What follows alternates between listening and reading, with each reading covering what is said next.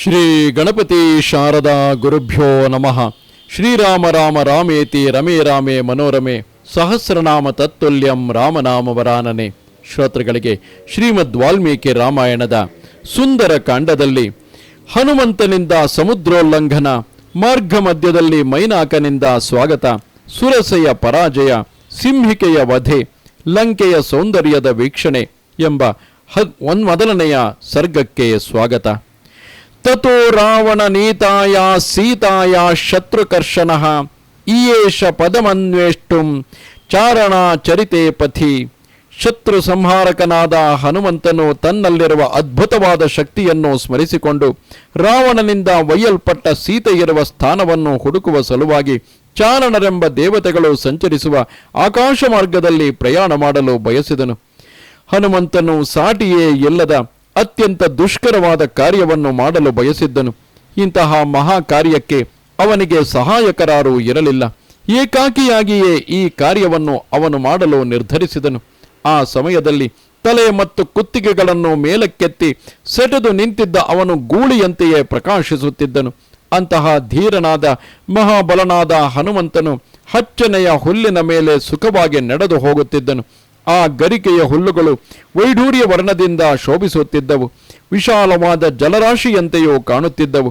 ಹಾಗೆ ಅವನು ವೇಗವಾಗಿ ಹೋಗುತ್ತಿದ್ದಾಗ ಪಕ್ಷಿಗಳು ಭಯಗೊಂಡು ಚದುರಿ ಹಾರಿ ಹೋಗುತ್ತಿದ್ದವು. ಅವನ ಉಬ್ಬಿದ ಎದೆಗೆ ಎದುರಾಗಿ ಸಿಕ್ಕಿದ ಅನೇಕ ವೃಕ್ಷಗಳು ಮುರಿದು ಬಿದ್ದವು. ಅನೇಕ ಮೃಗಗಳು ಕಾಲಿನ ತುಳಿತಕ್ಕೆ ಸಿಕ್ಕಿ ಸತ್ತು ಹೋದವು. ಆ ಸಮಯದಲ್ಲವನು ಕೊಬ್ಬಿದ ಸಿಂಹದಂತೆಯೇ ಕಾಣುತ್ತಿದ್ದನು. ಹನುಮಂತನು ಹತ್ತಿ ಹೋಗುತ್ತಿದ್ದ ಪರ್ವತವು ಸ್ವಭಾವ ಸಿದ್ಧವಾದ ಕೆಂಪು, ಕಪ್ಪು, ಹಸಿರು, ಎಣ್ಣೆಗೆಂಪು, ಬಿಳಿ ಮತ್ತು ಕಪ್ಪು ಬಣ್ಣಗಳ ಧಾತುಗಳಿಂದ ಅಲಂಕೃತವಾಗಿದ್ದಿತು. ಬೇಕಾದಂತೆ ರೂಪಗಳನ್ನು ಧರಿಸುವ ಸಾಮರ್ಥ್ಯವುಳ್ಳ ಯಕ್ಷ, ಗಂಧರ್ವ, ಕಿನ್ನರರಿಂದಲೂ ದೇವ ಸದೃಶರಾದ ಪನ್ನಗರಿಂದಲೂ ಮತ್ತು ಅವರ ಪರಿವಾರದಿಂದಲೂ ಆ ಪರ್ವತವು ಸಮಾವೃತವಾಗಿದ್ದಿತು. ದೊಡ್ಡ ದೊಡ್ಡ ಆನೆಗಳಿಂದ ಕೂಡಿದ್ದ ಆ ಪರ್ವತದ ತಪ್ಪಲು ಪ್ರದೇಶದಲ್ಲಿ ನಿಂತಿದ್ದ ಹನುಮಂತನು ಜಲರಾಶಿಯ ಮಧ್ಯದಲ್ಲಿರುವ ದೊಡ್ಡದಾದ ಆನೆಯಂತೆಯೇ ಪ್ರಕಾಶಿಸುತ್ತಿದ್ದನು. ಬಳಿಕ ಹನುಮಂತನು ಸೂರ್ಯನಿಗೂ, ಮಹೇಂದ್ರನಿಗೂ, ವಾಯುವಿಗೂ, ಬ್ರಹ್ಮನಿಗೂ ಮತ್ತು ಇತರ ಭೂತಗಣಗಳಿಗೂ ಕೈ ಜೋಡಿಸಿ ನಮಸ್ಕರಿಸಿ ಮುಂದೆ ಹೋಗಲು ನಿಶ್ಚಯಿಸಿದನು. ಸರ್ವಕಾರ್ಯ ಸಮರ್ಥನಾದ ಆತನು ಪೂರ್ವಾಭಿಮುಖವಾಗಿ ನಿಂತು ತನ್ನ ಹುಟ್ಟಿಗೆ ಕಾರಣನಾದ ವಾಯುದೇವನಿಗೆ ಪುನಃ ನಮಸ್ಕರಿಸಿ ದಕ್ಷಿಣ ದಿಕ್ಕಿನಲ್ಲಿದ್ದ ಸಮುದ್ರವನ್ನು ಲಂಘಿಸುವ ಸಲುವಾಗಿ ಎತ್ತರವಾಗಿ ಬೆಳೆಯತೊಡಗಿದನು. ಹಾರಿಕೊಂಡೇ ಸಮುದ್ರವನ್ನು ದಾಟಬೇಕೆಂದು ದೃಢವಾಗಿ ನಿಶ್ಚಯಿಸಿದ್ದ ಹನುಮಂತನು ಶ್ರೀರಾಮನ ಅಭ್ಯುದಯಾರ್ಥವಾಗಿ ಪರ್ವಕಾಲದಲ್ಲಿ ಸಮುದ್ರವು ಉಕ್ಕೇರುವಂತೆ ಮೈಯುಬ್ಬಿ ಬೆಳೆಯುತ್ತಿರುವುದನ್ನು ಕಪಿ ನಾಯಕರೆಲ್ಲರೂ ವೀಕ್ಷಿಸಿದರು. ಸಮುದ್ರವನ್ನು ಲಂಘಿಸುವ ಆಶಯದಿಂದ ಹನುಮಂತನು ಅಪರಿಮಿತವಾಗಿ ಬೆಳೆದು ನಿಂತನು. ಹಾರಲು ಸಿದ್ಧನಾದ ಆತನ ಕೈಗಳಿಂದಲೂ ಕಾಲುಗಳಿಂದಲೂ ಪರ್ವತವನ್ನು ಬಹಳವಾಗಿ ಪೀಡಿಸಿದನು. ಕಪೀಶ್ವರನ ಕೈಕಾಲುಗಳಿಂದ ಪೀಡಿಸಲ್ಪಟ್ಟ ಆ ಪರ್ವತವು ಸ್ವಲ್ಪ ಹೊತ್ತಿನವರೆಗೆ ಅಲುಗಾಡುತ್ತಲೇ ಎದ್ದಿತು. ಅದರ ಪರಿಣಾಮವಾಗಿ ಪುಷ್ಪಿತವಾದ ಅಗ್ರಭಾಗಗಳುಳ್ಳ ವೃಕ್ಷಗಳಿಂದ ಎಲ್ಲ ಪುಷ್ಪಗಳು ಕೆಳಗುದುರಿದವು. ಹಾಗೆ ಕೆಳಕ್ಕುದುರಿದ ಸುಗಂಧಯುಕ್ತವಾದ ಪುಷ್ಪರಾಶಿಯಿಂದ ಸಮಾವೃತವಾಗಿದ್ದ ಆ ಪರ್ವತವು ತತ್ಕಾಲದಲ್ಲಿ ಪುಷ್ಪಮಯವಾಗಿರುವಂತೆಯೇ ಕಾಣುತ್ತಿದ್ದಿತು. ಮಹಾಪರಾಕ್ರಮಿಯಾದ ಹನುಮಂತನಿಂದ ಪೀಡಿಸಲ್ಪಟ್ಟ ಆ ಪರ್ವತವು ಮದಿಸಿದ ಆನೆಯು ತನ್ನ ಗಂಡಸ್ಥಳದಿಂದ ಮದೋದಕವನ್ನು ಸುರಿಸುವಂತೆ ಎಲ್ಲ ಕಡೆಗಳಿಂದಲೂ ನೀರನ್ನು ಹೊರಚಿಮ್ಮಿತು. ಮಹಾಬಲಿಷ್ಠನಾದ ಹನುಮಂತನ ಕೈಕಾಲುಗಳಿಂದ ಪೀಡಿಸಲ್ಪಟ್ಟ ಆ ಮಹೇಂದ್ರ ಪರ್ವತವು ತನ್ನಲ್ಲಿದ್ದ ಬಂಡೆಗಳು ಒಡೆದುದರ ಕಾರಣದಿಂದಾಗಿ ಸುವರ್ಣಮಯವಾದ, ರಜತಮಯವಾದ ಮತ್ತು ಕಪ್ಪಾದ ರೇಖೆಗಳನ್ನು ಪ್ರಕಟಗೊಳಿಸಿತು. ಹೀಗೆ ಪೀಡಿತವಾದ ಆ ಮಹೇಂದ್ರ ಪರ್ವತವು ಸಾಧಾರಣ ಜ್ವಾಲೆಗಳಿಂದ ಕೂಡಿರುವ ಅಗ್ನಿಯು ಹೊಗೆಯ ಸಾಲುಗಳನ್ನು ಹೊರಹಾಕುವಂತೆ ಮಣಿಶಿಲೆಗಳಿಂದ ಯುಕ್ತವಾದ ದೊಡ್ಡ ದೊಡ್ಡ ಬಂಡೆಗಳನ್ನು ಹೊರಹಾಕಿತು. ಹನುಮಂತನಿಂದ ಪೀಡಿಸಲ್ಪಟ್ಟ ಪರ್ವತದ ಕಂಪನದಿಂದ ತೊಂದರೆಗೊಳಗಾದ ಪರ್ವತ ಗುಹೆಗಳಲ್ಲಿದ್ದ ಎಲ್ಲ ಪ್ರಾಣಿಗಳು ಎಲ್ಲ ಕಡೆಗಳಿಂದಲೂ ವಿಕಾರ ಸ್ವರಗಳಿಂದ ಕೂಗಿಕೊಂಡವು. ಪರ್ವತದ ಕಂಪನದಿಂದಾಗಿ ಗುಹೆಗಳಲ್ಲಿ ವಾಸ ಮಾಡುತ್ತಿದ್ದ ಎಲ್ಲ ಪ್ರಾಣಿಗಳು ಭಯದಿಂದ ಆರ್ತನಾದಗಳನ್ನು ಮಾಡಿದವು. ಹಾಗೆ ಭಯಗೊಂಡು ಕೂಗಿಕೊಂಡ ಅಲ್ಲಿದ್ದ ಮಹಾಪ್ರಾಣಿಗಳ ಘೋರ ನಿನಾದವು ಭೂಮಂಡಲವನ್ನು, ದಿಕ್ಕುಗಳನ್ನು, ವನಗಳನ್ನು ಆವರಿಸಿತು. ಸ್ಪಷ್ಟವಾಗಿ ಕಾಣುವ ಸ್ವಸ್ತಿಕ ಲಕ್ಷಣಗಳಿಂದ ಯುಕ್ತವಾಗಿದ್ದ ದೊಡ್ಡದಾದ ತಲೆಗಳನ್ನು ಹೊಂದಿದ್ದ ಸರ್ಪಗಳು ಪರ್ವತದ ಕಂಪನದಿಂದ ಕತಿಗೊಂಡು ಮುಖದಿಂದ ಘೋರವಾದ ಬೆಂಕಿಯನ್ನೇ ಕಾರುತ್ತಾ ವಿಷದ ಹಲ್ಲುಗಳಿಂದ ಬಂಡೆಗಳನ್ನು ಕಚ್ಚುತ್ತಿದ್ದವು. ಕೋಪಗೊಂಡ ಆ ಮಹಾ ವಿಷಸರ್ಪಗಳಿಂದ ಕಚ್ಚಲ್ಪಟ್ಟ ಮಹೇಂದ್ರ ಪರ್ವತದ ದೊಡ್ಡ ದೊಡ್ಡ ಬಂಡೆಗಳು ಅಗ್ನಿಯಿಂದ ಉದ್ದೀಪನಗೊಂಡು ಪ್ರಜ್ವಲಿಸುತ್ತಾ ಕ್ಷಣ ಮಾತ್ರದಲ್ಲಿ ಸಾವಿರಾರು ಚೂರುಗಳಾಗಿ ಒಡೆದು ಹೋದವು. ಆ ಪರ್ವತದಲ್ಲಿಯೇ ಹುಟ್ಟಿ ಬೆಳೆದಿದ್ದ ವಿಷವನ್ನು ಹೋಗಲಾಡಿಸಲು ಸಮರ್ಥವಾದ ಔಷಧಿ ಲತೆಗಳ ಸಮೂಹಗಳು ಕೂಡ ಕತಿಗೊಂಡ ಸರ್ಪಗಳ ಆ ವಿಷವನ್ನು ಉಪಶಮನಗೊಳಿಸಲು ಸಮರ್ಥವಾಗಲಿಲ್ಲ.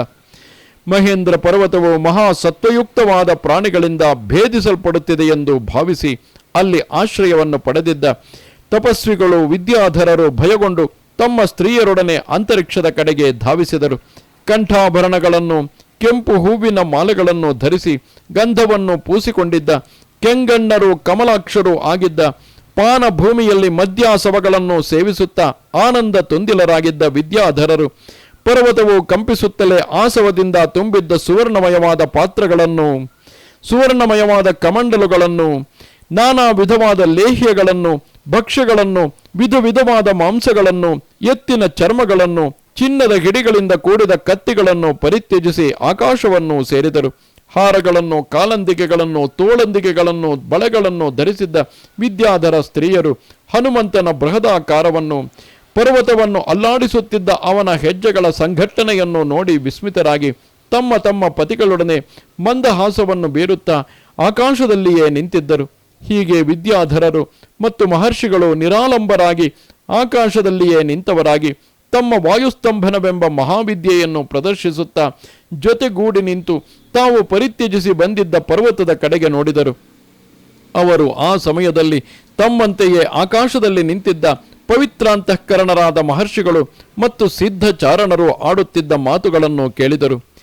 ಈಶ ಪರ್ವತ ಸಂಕಾಶೋ ಹನುಮಾನ್ ಮಾರುತಾತ್ಮಜಃ ತಿತೀರ್ಷತಿ ಮಹಾವೇಗ ಸಮುದ್ರಂ ವರುಣಾಲಯಂ.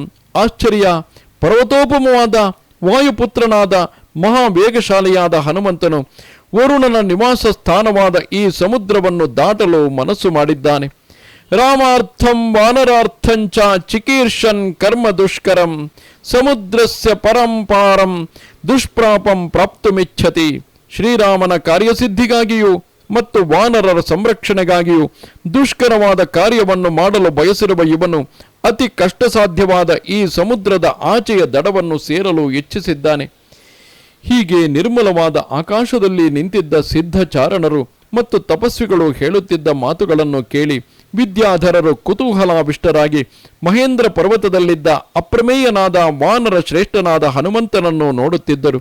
ಆ ಸಮಯದಲ್ಲಿ ಆಂಜನೇಯನು ಸಾಕ್ಷಾತ್ ಯಜ್ಞೇಶ್ವರನಂತೆಯೇ ಕಾಣುತ್ತಿದ್ದನು. ಅವನ ಶರೀರದಲ್ಲಿದ್ದ ರೋಮ ಕೋಟಿಗಳು ನಿಮಿರಿ ನಿಂತಿದ್ದವು. ಮೈಯನ್ನೊಮ್ಮೆ ಒದರಿದನು. ಮೇಘವು ಗರ್ಜಿಸುವಂತೆ ಗಟ್ಟಿಯಾಗಿ ಗರ್ಜಿಸಿದನು. ಗರುಡನು ಹಾವನ್ನು ಮೇಲಿನಿಂದ ಕೆಳಕ್ಕೆ ಕುಕ್ಕುವಂತೆ ಆಂಜನೇಯನು ಕ್ರಮವನ್ನು ಅನುಸರಿಸಿ ಸುತ್ತಿಕೊಂಡಿದ್ದ ಕೂದಲುಗಳಿಂದ ತುಂಬಿ ಹೋಗಿದ್ದ ಬಾಲವನ್ನು ಮೇಲಕ್ಕೆತ್ತಿ ನೆಲದ ಮೇಲೆ ಅಪ್ಪಳಿಸಿದನು. ಹನುಮಂತನ ಹಿಂಬದಿಯಲ್ಲಿ ಸಂಬದ್ಧವಾಗಿದ್ದ ಮಹಾವೇಗವಾದ ಆ ಬಾಲವು ಗರುಡನಿಂದ ಸೆಳೆಯಲ್ಪಡುತ್ತಿದ್ದ ಮಹಾ ಸರ್ಪದಂತೆಯೇ ಕಾಣುತ್ತಿದ್ದಿತು. ಶ್ರೀಮಂತನಾದ ಹನುಮಂತನು ಹಾರಲು ಸಿದ್ಧನಾಗುತ್ತಿದ್ದಂತೆ ತನ್ನೆರಡು ತೋಳುಗಳನ್ನು ಬಿಗಿಗೊಳಿಸಿದನು. ಸೊಂಟದ ಮೇಲೆ ಶರೀರದ ಭಾರವನ್ನಿಟ್ಟನು. ಕಾಲುಗಳನ್ನು ಸಂಕೋಚಗೊಳಿಸಿದನು. ಮಂಡಿಗಳನ್ನು ಬಗ್ಗಿಸಿದನು. ತೋಳುಗಳನ್ನು ಮಡಿಸಿಕೊಂಡನು. ಕಂಠವನ್ನು ಚಿಕ್ಕದು ಮಾಡಿಕೊಂಡನು.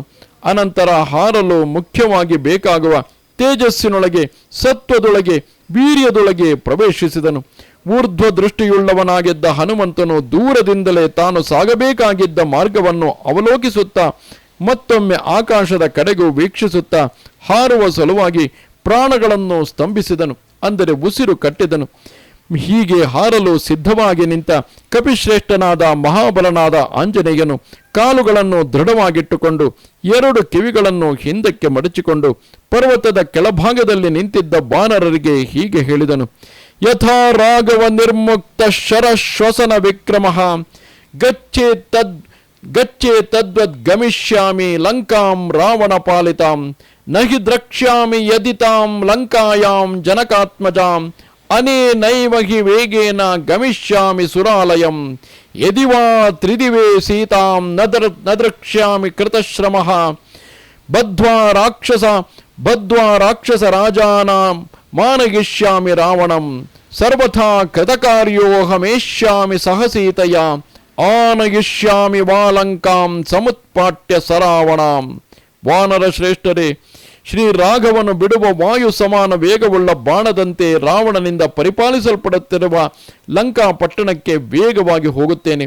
ಒಂದು ವೇಳೆ ನಾನು ಜನಕನ ಮಗಳನ್ನು ಲಂಕಾ ಪಟ್ಟಣದಲ್ಲಿ ಕಾಣದಿದ್ದರೆ ಅದೇ ಶರ ವೇಗದಿಂದಲೇ ಸ್ವರ್ಗಕ್ಕೆ ಹೋಗುತ್ತೇನೆ. ಅಷ್ಟು ಶ್ರಮಪಟ್ಟು ಸ್ವರ್ಗಕ್ಕೆ ಹೋಗಿ ಅಲ್ಲಿಯೂ ನಾನು ಸೀತೆಯನ್ನು ಕಾಣದಿದ್ದರೆ ಪುನಃ ಲಂಕಾ ಪಟ್ಟಣಕ್ಕೆ ಹೋಗಿ ರಾಕ್ಷಸ ರಾಜನಾದ ರಾವಣನನ್ನು ಬಂಧಿಸಿ ಇಲ್ಲಿಗೆ ಕರೆತರುತ್ತೇನೆ. ಆದರೆ ನಾನು ಅಷ್ಟು ನಿರಾಶನಾಗಬೇಕಾದ ಕಾರಣವಿಲ್ಲ. ಸರ್ವ ಪ್ರಕಾರದಿಂದಲೂ ನಾನು ಕೃತಕೃತ್ಯನಾಗಿ ಸೀತೆಯೊಡನೆ ಇಲ್ಲಿಗೆ ಬರುತ್ತೇನೆ.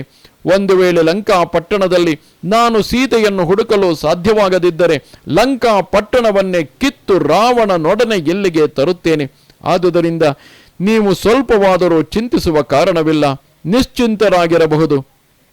ವಾನರ ಶ್ರೇಷ್ಠನಾದ ಹನುಮಂತನು ಕಪಿನಾಯಕರಿಗೆ ಹೀಗೆ ಹೇಳಿ ಮುಂದೆ ಬರಬಹುದಾದ ವಿಘ್ನಗಳಾವುದನ್ನು ಪರಿಗಣಿಸದೆ ವೇಗದಿಂದ ಮೇಲಕ್ಕೆ ಹಾರಿದನು. ಆ ಸಮಯದಲ್ಲಿ ಹನುಮಂತನು ತನ್ನನ್ನು ಗರುಡನೆಂದೇ ಭಾವಿಸಿಕೊಂಡನು.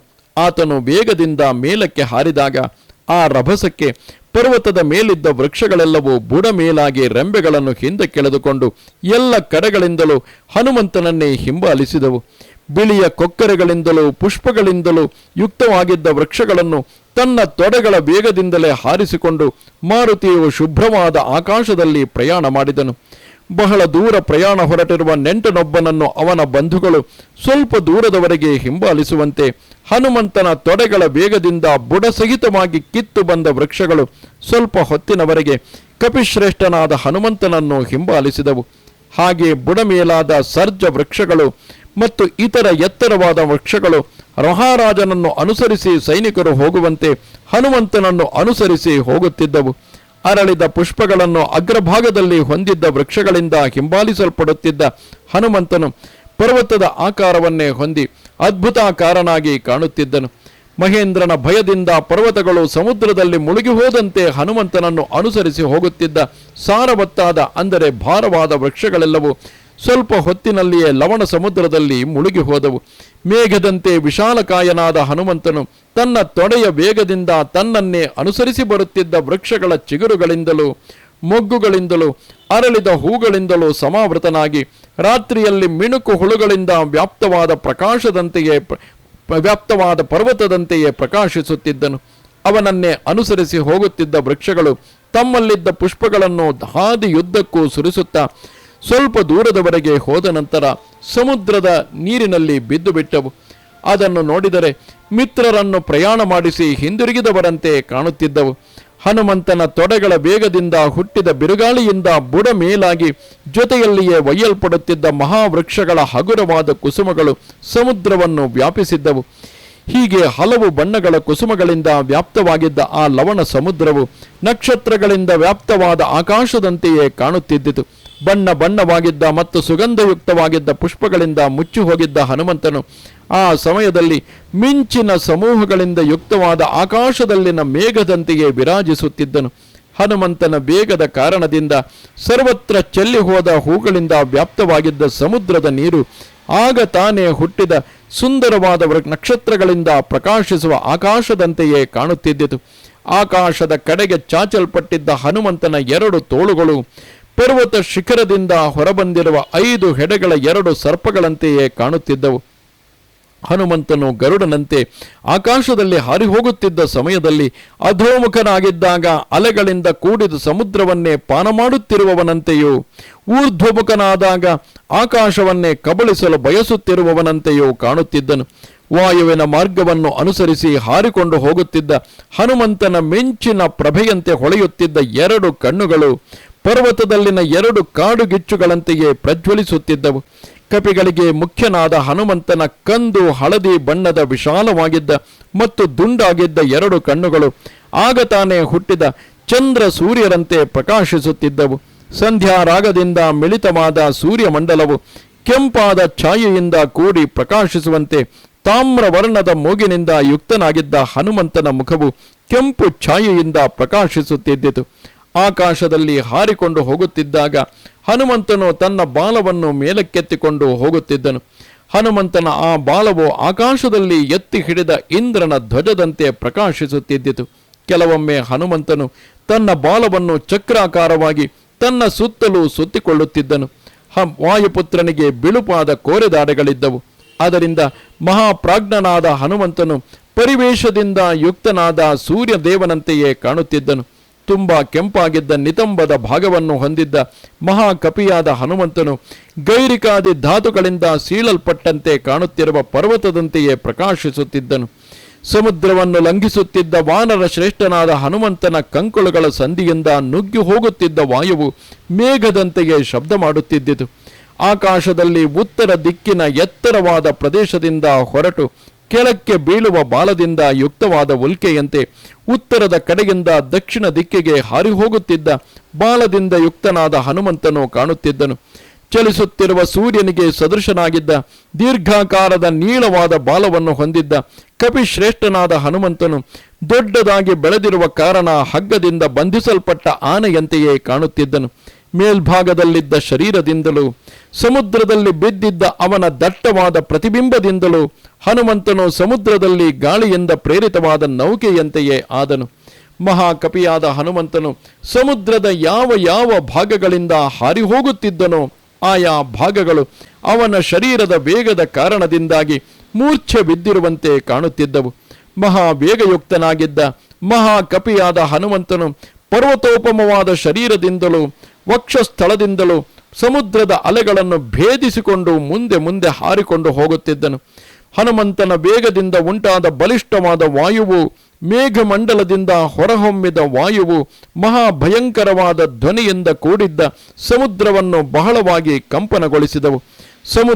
ಲವಣ ಸಮುದ್ರದಲ್ಲಿದ್ದ ದೊಡ್ಡ ದೊಡ್ಡ ಅಲೆಗಳನ್ನು ತನ್ನ ಜೊತೆಯಲ್ಲಿಯೇ ಸೆಳೆದೊಯ್ಯುತ್ತಿದ್ದ ಹನುಮಂತನು ಭೂಸ್ವರ್ಗಗಳನ್ನು ವಿಭಾಗಿಸುತ್ತಿರುವನೋ ಎಂಬಂತೆ ಕಾಣುತ್ತಿದ್ದನು. ಮಹಾವೇಗಯುಕ್ತನಾಗಿದ್ದ ಹನುಮಂತನು ಮಹಾ ಸಮುದ್ರದಲ್ಲಿ ಉಕ್ಕೇರಿ ಬರುತ್ತಿದ್ದ ಮೇರು ಮಂದರ ಪರ್ವತಗಳಂತೆಯೇ ಇದ್ದ ದೊಡ್ಡ ದೊಡ್ಡ ಅಲೆಗಳನ್ನು ಅತಿಕ್ರಮಿಸಿ ಹೋಗುತ್ತಿದ್ದಾಗ ಅವುಗಳನ್ನು ಎಣಿಕೆ ಮಾಡುತ್ತಾ ಹೋಗುತ್ತಿರುವಂತೆ ಕಾಣುತ್ತಿದ್ದಿತು. ಹನುಮಂತನ ವೇಗದಿಂದ ಮೇಲಕ್ಕೆ ಚಿಮ್ಮಿದ ಸಮುದ್ರದ ನೀರು ಆಕಾಶದಲ್ಲಿದ್ದ ಮೇಘಗಳೊಡನೆ ಸೇರಿಕೊಂಡು ಸರ್ವತ್ರ ವ್ಯಾಪ್ತವಾದ ಶರತ್ಕಾಲದ ಮೇಘದಂತೆ ಬಿಳುಪಾಗಿ ಕಾಣುತ್ತಿದ್ದಿತು. ಬಟ್ಟೆಯನ್ನು ತೆಗೆದು ಹಾಕಿದಾಗ ಮನುಷ್ಯನ ಶರೀರವೆಲ್ಲವೂ ಸ್ಪಷ್ಟವಾಗಿ ಕಾಣುವಂತೆ ಸಮುದ್ರದ ನೀರು ಮೇಲಕ್ಕೆ ಚಿಮ್ಮುತ್ತಿದ್ದುದರಿಂದ ತಿಮಿಂಗಿಲಗಳು, ಮೊಸಳೆಗಳು, ಮೀನುಗಳು ಮತ್ತು ಆಮೆಗಳು ಬಹಳ ಸ್ಪಷ್ಟವಾಗಿ ಗೋಚರಿಸುತ್ತಿದ್ದವು. ಸಮುದ್ರದಲ್ಲಿದ್ದ ಮೀನುಗಳು ಆಕಾಶದಲ್ಲಿ ಹಾರಿಕೊಂಡು ಹೋಗುತ್ತಿದ್ದ ಕಪಿಶಾರ್ದೂಲನನ್ನು ನೋಡಿ ತಮ್ಮ ಶತ್ರುವಾದ ಗರುಡನೆ ಹಾರಿಹೋಗುತ್ತಿರುವನೆಂದು ಭಾವಿಸಿದವು. 10 ಯೋಜನ ವಿಸ್ತೀರ್ಣ 30 ಯೋಜನ ಮಾಯತ ಛಾಯಾ ವಾನರ ಸಿಂಹಸ್ಯ ಜಲೆ ಚಾರು ತರಾಭವತ್. ವಾಯುಪುತ್ರನು ವೇಗವಾಗಿ ಹಾರಿಹೋಗುತ್ತಿರುವಾಗ 10 ಯೋಜನಗಳಷ್ಟು ವಿಸ್ತಾರವಾದ ಮತ್ತು 30 ಯೋಜನಗಳಷ್ಟು ಉದ್ದವಾದ ಅವನ ನೆಳಲು ಸುಮನೋಹರವಾಗಿ ಕಾಣುತ್ತಿದ್ದಿತು. ನೆನಪಿರಲಿ, ಹನುಮಂತನು ಹಾರುತ್ತಿರುವಾಗ ಈಗಾಗಲೇ ಸಂಧ್ಯಾ ಸಮಯವು ಸಮೀಪಿಸುತ್ತಿದೆ. ಸಾಯಂಕಾಲದಲ್ಲಿ ನಮ್ಮ ನೆರಳು ನಮಗಿಂತ 3-4 ಪಟ್ಟು ಉದ್ದವಾಗಿರುವಂತೆ ಕಾಣುತ್ತದೆ. ವಾಯುಪುತ್ರನನ್ನು ಅನುಸರಿಸಿಕೊಂಡು ಹೋಗುತ್ತಿದ್ದ ಉಪ್ಪು ಸಮುದ್ರದಲ್ಲಿ ಬಿದ್ದಿದ್ದ ಅವನ ನೆಳಲು ಬಿಳಿಯ ಮೋಡಗಳ ಸಾಲಿನಂತೆ ಪ್ರಕಾಶಿಸುತ್ತಿದ್ದಿತು. ಮಹಾ ತೇಜಸ್ವಿಯಾದ ಮಹಾಕಾಯನಾದ ಮಹಾಕಪಿಯಾದ ಹನುಮಂತನು ಆಲಂಬನವೇ ಇಲ್ಲದ ವಾಯುಮಾರ್ಗದಲ್ಲಿ ರೆಕ್ಕೆಗಳಿಂದ ಕೂಡಿರುವ ಪರ್ವತದಂತೆಯೇ ಪ್ರಕಾಶಿಸಿದನು. ಕಪಿಶ್ರೇಷ್ಠನಾದ ಬಲಿಷ್ಠನಾದ ಹನುಮಂತನು ಯಾವ ಮಾರ್ಗದಿಂದ ಹಾರಿಹೋಗುತ್ತಿದ್ದನೋ ಆ ಮಾರ್ಗದಲ್ಲಿದ್ದ ಸಮುದ್ರವು ಹನುಮಂತನಿಗೆ ದೋಣಿಯಾಗಿ ಮಾಡಲ್ಪಟ್ಟಿರುವಂತೆ ಕಾಣುತ್ತಿದ್ದಿತು. ಪಕ್ಷಿಗಳ ಸಮೂಹಗಳು ಹಾರಿಕೊಂಡು ಹೋಗುತ್ತಿದ್ದ ಆಕಾಶ ಮಾರ್ಗದಲ್ಲಿ ಹನುಮಂತನು ಪಕ್ಷಿ ರಾಜನಾದ ಗರುಡನಂತೆಯೇ ಹಾರಿಕೊಂಡು ಹೋಗುತ್ತಿದ್ದನು. ಗಾಳಿಯಂತೆ ಮೇಘಗಳ ಸಮೂಹವನ್ನು ತನ್ನ ಜೊತೆಯಲ್ಲಿಯೇ ಸೆಳೆದುಕೊಂಡು ಹೋಗುತ್ತಿದ್ದನು. ಹನುಮಂತನಿಂದ ಹಾಗೆ ಸೆಳೆದೊಯ್ಯಲ್ಪಡುತ್ತಿದ್ದ ಮೇಘಗಳು ಬಿಳಿ, ಎಣ್ಣೆಗೆಂಪು, ಕಪ್ಪು, ನಸು ಹಳದಿ ಇವೇ ಮೊದಲಾದ ವಿಧ ವಿಧವಾದ ಬಣ್ಣಗಳಿಂದ ಪ್ರಕಾಶಿಸುತ್ತಿದ್ದವು. ಆಕಾಶದಲ್ಲಿದ್ದ ಮೇಘಗಳ ಸಮೂಹಗಳನ್ನು ಪ್ರವೇಶಿಸುತ್ತಲೂ ಮತ್ತೆ ಅವುಗಳಿಂದ ಹೊರಬರುತ್ತಲೂ ಇದ್ದ ಹನುಮಂತನು ಮೇಘಾವೃತನಾದ ಮತ್ತು ಮೇಘಗಳಿಂದ ಹೊರಬಂದ ಚಂದ್ರನಂತೆಯೇ ಕಾಣುತ್ತಿದ್ದನು. ದೇವ ಗಂಧರ್ವ ದಾನವರು ತೊರೆಯಿಂದ ಹಾರಿಕೊಂಡು ಹೋಗುತ್ತಿದ್ದ ಹನುಮಂತನನ್ನು ನೋಡಿ ಅವನ ಮೇಲೆ ಹೂಗಳ ಮರಗಳೆದರು. ತಥಾಪನಹಿತಂ ಸೂರ್ಯ ಪ್ಲವಂತಂ ವಾನರೋತ್ತಮಂ ನಿಷೇವೇ ಚ ತದಾ ವಾಯು ರಾಮಕಾರ್ಯಾರ್ಥ ಸಿದ್ಧಯೇ. ಹಾಗೆ ಶ್ರೀರಾಮನ ಕಾರ್ಯಸಿದ್ಧಿಗಾಗಿ ಹಾರಿಕೊಂಡು ಹೋಗುತ್ತಿದ್ದ ವಾನರೋತ್ತಮನಾದ ಹನುಮಂತನಿಗೆ ಸೂರ್ಯನು ತಾಪವನ್ನು ಉಂಟು ಮಾಡಲಿಲ್ಲ. ವಾಯುವು ಹನುಮಂತನ ಸುತ್ತಲೂ ಮಂದವಾಗಿ ಬೀಸುತ್ತಾ ಅವನ ಶ್ರಮವನ್ನು ಪರಿಹರಿಸುತ್ತಿದ್ದನು. ಆಕಾಶದ ಮೂಲಕವಾಗಿ ಹಾರಿಕೊಂಡು ಹೋಗುತ್ತಿದ್ದ ಹನುಮಂತನನ್ನು ಋಷಿಗಳು ಸ್ತುತಿಸಿದರು. ದೇವ ಗಂಧರ್ವರು ಮಹಾ ತೇಜಸ್ವಿಯಾದ ಹನುಮಂತನನ್ನು ಶ್ಲಾಘನೆ ಮಾಡುತ್ತಾ ಅವನ ಗುಣಗಾನ ಮಾಡುತ್ತಿದ್ದರು. ಇತರರಿಂದ ಮಾಡಲು ಅಸಾಧ್ಯವಾದ ಕಾರ್ಯವನ್ನು ಮಾಡುತ್ತಿದ್ದರೂ ಸ್ವಲ್ಪವೂ ಆಯಾಸಗೊಳ್ಳದಿದ್ದ ವಾಯುಪುತ್ರನನ್ನು ನೋಡಿ ನಾಗ, ಯಕ್ಷ, ರಾಕ್ಷಸರು, ದೇವರ್ಷಿಗಳು ಪರಿಪರಿಯಾಗಿ ಸ್ತೋತ್ರ ಮಾಡಿದರು. ಕಪಿಕುಂಜರನಾದ ಹನುಮಂತನು ಹೀಗೆ ಸಮುದ್ರದ ಮೇಲೆ ಹಾರಿಕೊಂಡು ಹೋಗುತ್ತಿದ್ದಾಗ ಅವನನ್ನು ನೋಡಿದ ಸಮುದ್ರ ರಾಜನು ತನ್ನ ಹುಟ್ಟಿಗೆ ಕಾರಣವಾದ ಇಕ್ಷ್ವಾಕು ವಂಶವನ್ನು ಗೌರವಿಸಲು ಬಯಸಿ ಹೀಗೆ ಯೋಚಿಸಿದನು. ಸಾಹಾಯ್ಯಂ ವಾನರೇಂದ್ರಸ್ಯ ಯದಿ ನಾಹಂ ಹನುಮತಃ ಕರಿಷ್ಯಾಮಿ ಭವಿಷ್ಯಾಮಿ ಸರ್ವವಾಚ್ಯೋ ವಿವಕ್ಷತಾಂ. ಶ್ರೀರಾಮನ ಕಾರ್ಯಾರ್ಥವಾಗಿ ಹೊರಟಿರುವ ಈ ಸಮಯದಲ್ಲಿ ನಾನು ವಾನರೇಂದ್ರನಾದ ಹನುಮಂತನಿಗೆ ಸಹಾಯವನ್ನು ಮಾಡದಿದ್ದರೆ ಆಡಿಕೊಳ್ಳುವವರ ಸರ್ವ ಪ್ರಕಾರವಾದ ನಿಂದನೆಗಳಿಗೂ ಪಾತ್ರನಾಗುತ್ತೇನೆ, ಮರ್ಯಾದೆಯನ್ನು ಕಳೆದುಕೊಳ್ಳುತ್ತೇನೆ. ಅಹಮಿಕ್ಷ್ವಾಕು ನಾಥೇನ ಸಗರೇಣ ವಿವರ್ಧಿತಃ ಇಕ್ಷ್ವಾಕು ಸಚಿವಶ್ಚಾಯಂ ನಾವಸೀದತು ಮರ್ಹತಿ. ನಾನಾದರೂ ಇಕ್ಷ್ವಾಕು ವಂಶದ ಅರಸನಾದ ಸಗರನಿಂದ ಸಂವರ್ಧಿತನಾಗಿದ್ದೇನೆ. ಹನುಮಂತನು ಅದೇ ಇಕ್ಷ್ವಾಕು ವಂಶದ ಅರಸನಾದ ಶ್ರೀರಾಮನಿಗೆ ಸಚಿವನಾಗಿದ್ದಾನೆ. ಆದುದರಿಂದ ಅವನು ಯಾವುದೇ ಕಾರಣದಿಂದಲೂ ಕಷ್ಟವನ್ನು ಅನುಭವಿಸಬಾರದು. ತಥಾ ಮಯಾ ವಿಧಾತವ್ಯಂ ವಿಶ್ರಮೇತ ಯಥಾ ಕಪಿಃ ಶೇಷಂಚ ಮಯಿ ವಿಶ್ರಾಂತ ಸುಖೇನಾಧಿಪತಿಷ್ಯತಿ. ಈ ಕಪೀಶ್ವರನು ಸ್ವಲ್ಪ ಹೊತ್ತಾದರೂ ಇಲ್ಲಿ ವಿಶ್ರಮಿಸಿಕೊಳ್ಳಲು ನಾನು ವ್ಯವಸ್ಥೆ ಮಾಡಬೇಕಾಗಿದೆ. ವಿಶ್ರಮಿಸಿಕೊಂಡ ಬಳಿಕ ಉಳಿದ ಮಾರ್ಗವನ್ನು ಇವನು ಆಯಾಸವಿಲ್ಲದೆ ದಾಟಬಲ್ಲನು. ಹೀಗೆ ಸಮುದ್ರ ರಾಜನು ಸಮಯೋಚಿತವಾಗಿ ನಿಶ್ಚಯ ಮಾಡಿ ತನ್ನಲ್ಲಿಯೇ ಅಡಗಿಕೊಂಡಿದ್ದ ಗಿರಿಶ್ರೇಷ್ಠನಾದ ಹಿರಣ್ಯನಾಭನಾದ ಮೈನಾಕನಿಗೆ ಹೇಳಿದನು. ಪರ್ವತೋತ್ತಮನೇ, ಪಾತಾಳವಾಸಿಗಳಾದ ರಾಕ್ಷಸರು ಮೇಲೆ ಬರುವುದನ್ನು ತಡೆಯುವ ಸಲುವಾಗಿ ದೇವರಾಜನಾದ ಇಂದ್ರನು ನಿನ್ನನ್ನು ಇಲ್ಲಿ ಅಗಳಿಯ ರೂಪದಲ್ಲಿ ಸ್ಥಾಪಿಸಿರುವನು. ಆ ಅಸುರರ ಪರಾಕ್ರಮವೆಷ್ಟೆಂಬುದು ಸರ್ವತ್ರ ವಿದಿತವಾಗಿದೆ. ಅವರು ಪುನಃ ಪುನಃ ಪಾತಾಳ ಲೋಕದಿಂದ ಹೊರಬರಲು ಪ್ರಯತ್ನಿಸುತ್ತಲೇ ಇರುತ್ತಾರೆ. ಅವರು ಹೊರಕ್ಕೆ ಬರಲು ಸಾಧ್ಯವಾಗದಂತೆ ಅಪ್ರಮೇಯವಾದ ಪಾತಾಳ ಲೋಕದ ಬಾಗಿಲನ್ನು ಆವರಿಸಿಕೊಂಡು ನೀನು ನಿಂತಿರುವೆ. ನಿನಗೆ ಅಡ್ಡವಾಗಿಯೋ ಎತ್ತರವಾಗಿಯೋ ಬೆಳೆಯುವ ಶಕ್ತಿಗಿದೆ. ಆದುದರಿಂದಲೇ ನಾನು ನಿನ್ನನ್ನು ಮೇಲೆದ್ದು ನಿಲ್ಲುವಂತೆ ಪ್ರಚೋದಿಸುತ್ತಿದ್ದೇನೆ. ಉತ್ತಿಷ್ಟ ಗಿರಿಸತ್ತಮ, ಪರ್ವತ ಶ್ರೇಷ್ಠನೇ, ಎದ್ದು ನಿಲ್ಲು. ಅದೋ ನೋಡು, ಆ ಕಪಿಶ್ರೇಷ್ಠನು ನಿನ್ನ ಮೇಲೆಯೇ ಹಾರಿ ಹೋಗುವುದರಲ್ಲಿದ್ದಾನೆ. ಭಯಂಕರ ಕರ್ಮನಾದ ಅವನು ಶ್ರೀರಾಮನ ಕಾರ್ಯದ ಸಲುವಾಗಿ ಆಕಾಶದಲ್ಲಿ ಹಾರಿಕೊಂಡು ಹೋಗುತ್ತಿದ್ದಾನೆ. ಇಕ್ಷ್ವಾಕು ಕುಲ ಸಂಭೂತನಾದ ಶ್ರೀರಾಮನ ಅನುಯಾಯಿಯಾಗಿರುವ ಹನುಮಂತನಿಗೆ ಈ ಸಮಯದಲ್ಲಿ ಸಹಾಯ ಮಾಡುವುದು ನನ್ನ ಕರ್ತವ್ಯವಾಗಿದೆ. ನನಗೆ ಇಕ್ಷ್ವಾಕು ಕುಲದವರು ಪೂಜ್ಯರು. ಅವರು ನಿನಗೆ ಇನ್ನೂ ಹೆಚ್ಚಿನ ಪೂಜ್ಯರಾಗಿರುವರು. ನಾವು ಮಾಡಬೇಕಾಗಿರುವ ಕಾರ್ಯವು ಸಮಯ ಮೀರುವುದರೊಳಗೆ ಕೈಗೂಡುವಂತೆ ನೀನು ನಮಗೆ ತಕ್ಕ ಸಹಾಯವನ್ನು ಮಾಡಬೇಕು. ಕರ್ತವ್ಯ ಮಕೃತಂ ಕಾರ್ಯಂ ಸತಾ ಮನ್ಯು ಮದೀರಯೇತ್. ಮಾಡಬೇಕಾಗಿರುವ ಕರ್ತವ್ಯವನ್ನು ಸಕಾಲದಲ್ಲಿ ಮಾಡದಿದ್ದರೆ ಸತ್ಪುರುಷರು ಕುಪಿತರಾಗುತ್ತಾರೆ. ಮೈನಾಕ, ನೀನು ಈಗಲೇ ನೀರಿನಿಂದ ಮೇಲಕ್ಕೆ ಎದ್ದು ನಿಲ್ಲು. ನಿನ್ನ ಶಿಖರದಲ್ಲಿ ಆಂಜನೇಯನು ಸ್ವಲ್ಪ ಹೊತ್ತು ತಂಗಲಿ. ವಾನರರಲ್ಲಿ ಶ್ರೇಷ್ಠನಾದ ಹನುಮಂತನು ನಮಗೆ ಪೂಜ್ಯನಾದ ಅತಿಥಿಯಾಗಿರುವನು. ದೇವಗಂಧರ್ವ ಸೇವಿತನೇ, ಸುವರ್ಣಮಯವಾದ ಮಹಾಶೃಂಗದಿಂದ ಶೋಭಿಸುವವನೇ. ಮೈನಾಕ, ಹನುಮಂತನು ನಿನ್ನಲ್ಲಿ ಸ್ವಲ್ಪ ಹೊತ್ತು ವಿಶ್ರಮಿಸಿದ್ದು ಅನಂತರ ಮುಂದೆ ಪ್ರಯಾಣ ಮಾಡಲಿ. ಕಾಕುಸ್ತಸ್ಯಾನ್ ನೃಶಂಸ್ಯಂಚ ಮೈಥಿಲ್ಯಾಶ್ಚ ನಿವಿವಾಸನಂ ಶ್ರಮಂಚ ಪ್ಲವಗೇಂದ್ರಸ್ಯ ಸಮೀಕ್ಷೋತ್ಥಾತುಮರ್ಹಸಿ. ಶ್ರೀರಾಮನ ದಯಾಪರತೆಯನ್ನು, ಸೀತಾದೇವಿಯ ದೇಶಭ್ರಂಶವನ್ನು ಮತ್ತು ಪ್ಲವಗ ಶ್ರೇಷ್ಠನಾದ ಹನುಮಂತನ ದಣಿವನ್ನು ಗಮನಿಸಿ ನೀನು ಎದ್ದು ನಿಲ್ಲುವುದು ಯೋಗ್ಯವಾಗಿದೆ. ಸಮುದ್ರರಾಜನ ಈ ಮಾತುಗಳನ್ನು ಕೇಳಿದೊಡನೆಯೇ ಮಹಾವೃಕ್ಷಗಳಿಂದಲೋ ಲತೆಗಳಿಂದಲೋ ಸಮಾವೃತನಾಗಿದ್ದ ಹಿರಣ್ಯನಾಭನಾದ ಮೈನಾಕನು ತನ್ನ ಶಿಖರವನ್ನು ನೀರಿನಿಂದ ಮೇಲಕ್ಕೆ ಚಾಚಿದನು. ಮೈನಾಕನು ಸಮುದ್ರವನ್ನು ಭೇದಿಸಿಕೊಂಡು ಹೊರಬಂದು ಪ್ರದೀಪ್ತವಾದ ಕಿರಣಗಳುಳ್ಳ ಸೂರ್ಯ ದೇವನು ಮೋಡಗಳನ್ನು ಭೇದಿಸಿಕೊಂಡು ಹೊರಬಂದು ಪ್ರಕಾಶಿಸುವಂತೆ ಪ್ರಕಾಶಿಸಿದನು. ಸಮುದ್ರ ರಾಜನಿಂದ ಪ್ರೇರಿತನಾದ ನೀರಿನಿಂದ ಸುತ್ತುವರಿಯಲ್ಪಟ್ಟಿದ್ದ ಮಹಾತ್ಮನಾದ ಮೈನಾಕನು ಮುಹೂರ್ತ ಮಾತ್ರದಲ್ಲಿ ತನ್ನ ಎಲ್ಲ ಶಿಖರಗಳನ್ನು ಹೊರಚಾಚಿದನು. ಕಿನ್ನರ ಮಹಾಸರ್ಪಗಳಿಂದ ವ್ಯಾಪ್ತವಾಗಿದ್ದ ಉದಯಿಸಿದ ಸೂರ್ಯನ ಕಾಂತಿಗೆ ಸಮಾನವಾದ ಕಾಂತಿಯನ್ನು ಹೊಂದಿದ್ದ, ಆಕಾಶದಲ್ಲಿ ರೇಖೆಯನ್ನೆಳೆಯಲು ಹೊರಟಿರುವುದೋ ಎಂಬಂತೆ ಅತ್ಯಂತ ಎತ್ತರವಾಗಿದ್ದ ಸುವರ್ಣಮಯವಾದ ಶಿಖರಗಳಿಂದ ಮೈನಾಕ ಪರ್ವತವು ಪ್ರಕಾಶಿಸುತ್ತಿದ್ದಿತು. ಶಸ್ತ್ರ ಸದೃಶವಾಗಿದ್ದ ನೀಲವರ್ಣದ ಆಕಾಶವು ನೀರಿನಿಂದ ಹೊರಚಾಚಿದ್ದ ಮೈನಾಕ ಪರ್ವತದ ಸುವರ್ಣಮಯವಾದ ಶಿಖರಗಳಿಂದ ವ್ಯಾಪ್ತವಾಗಿದ್ದು ಸುವರ್ಣದ ಪ್ರಭೆಯಿಂದ ಕೂಡಿರುವಂತೆಯೇ ಕಾಣುತ್ತಿದ್ದಿತು.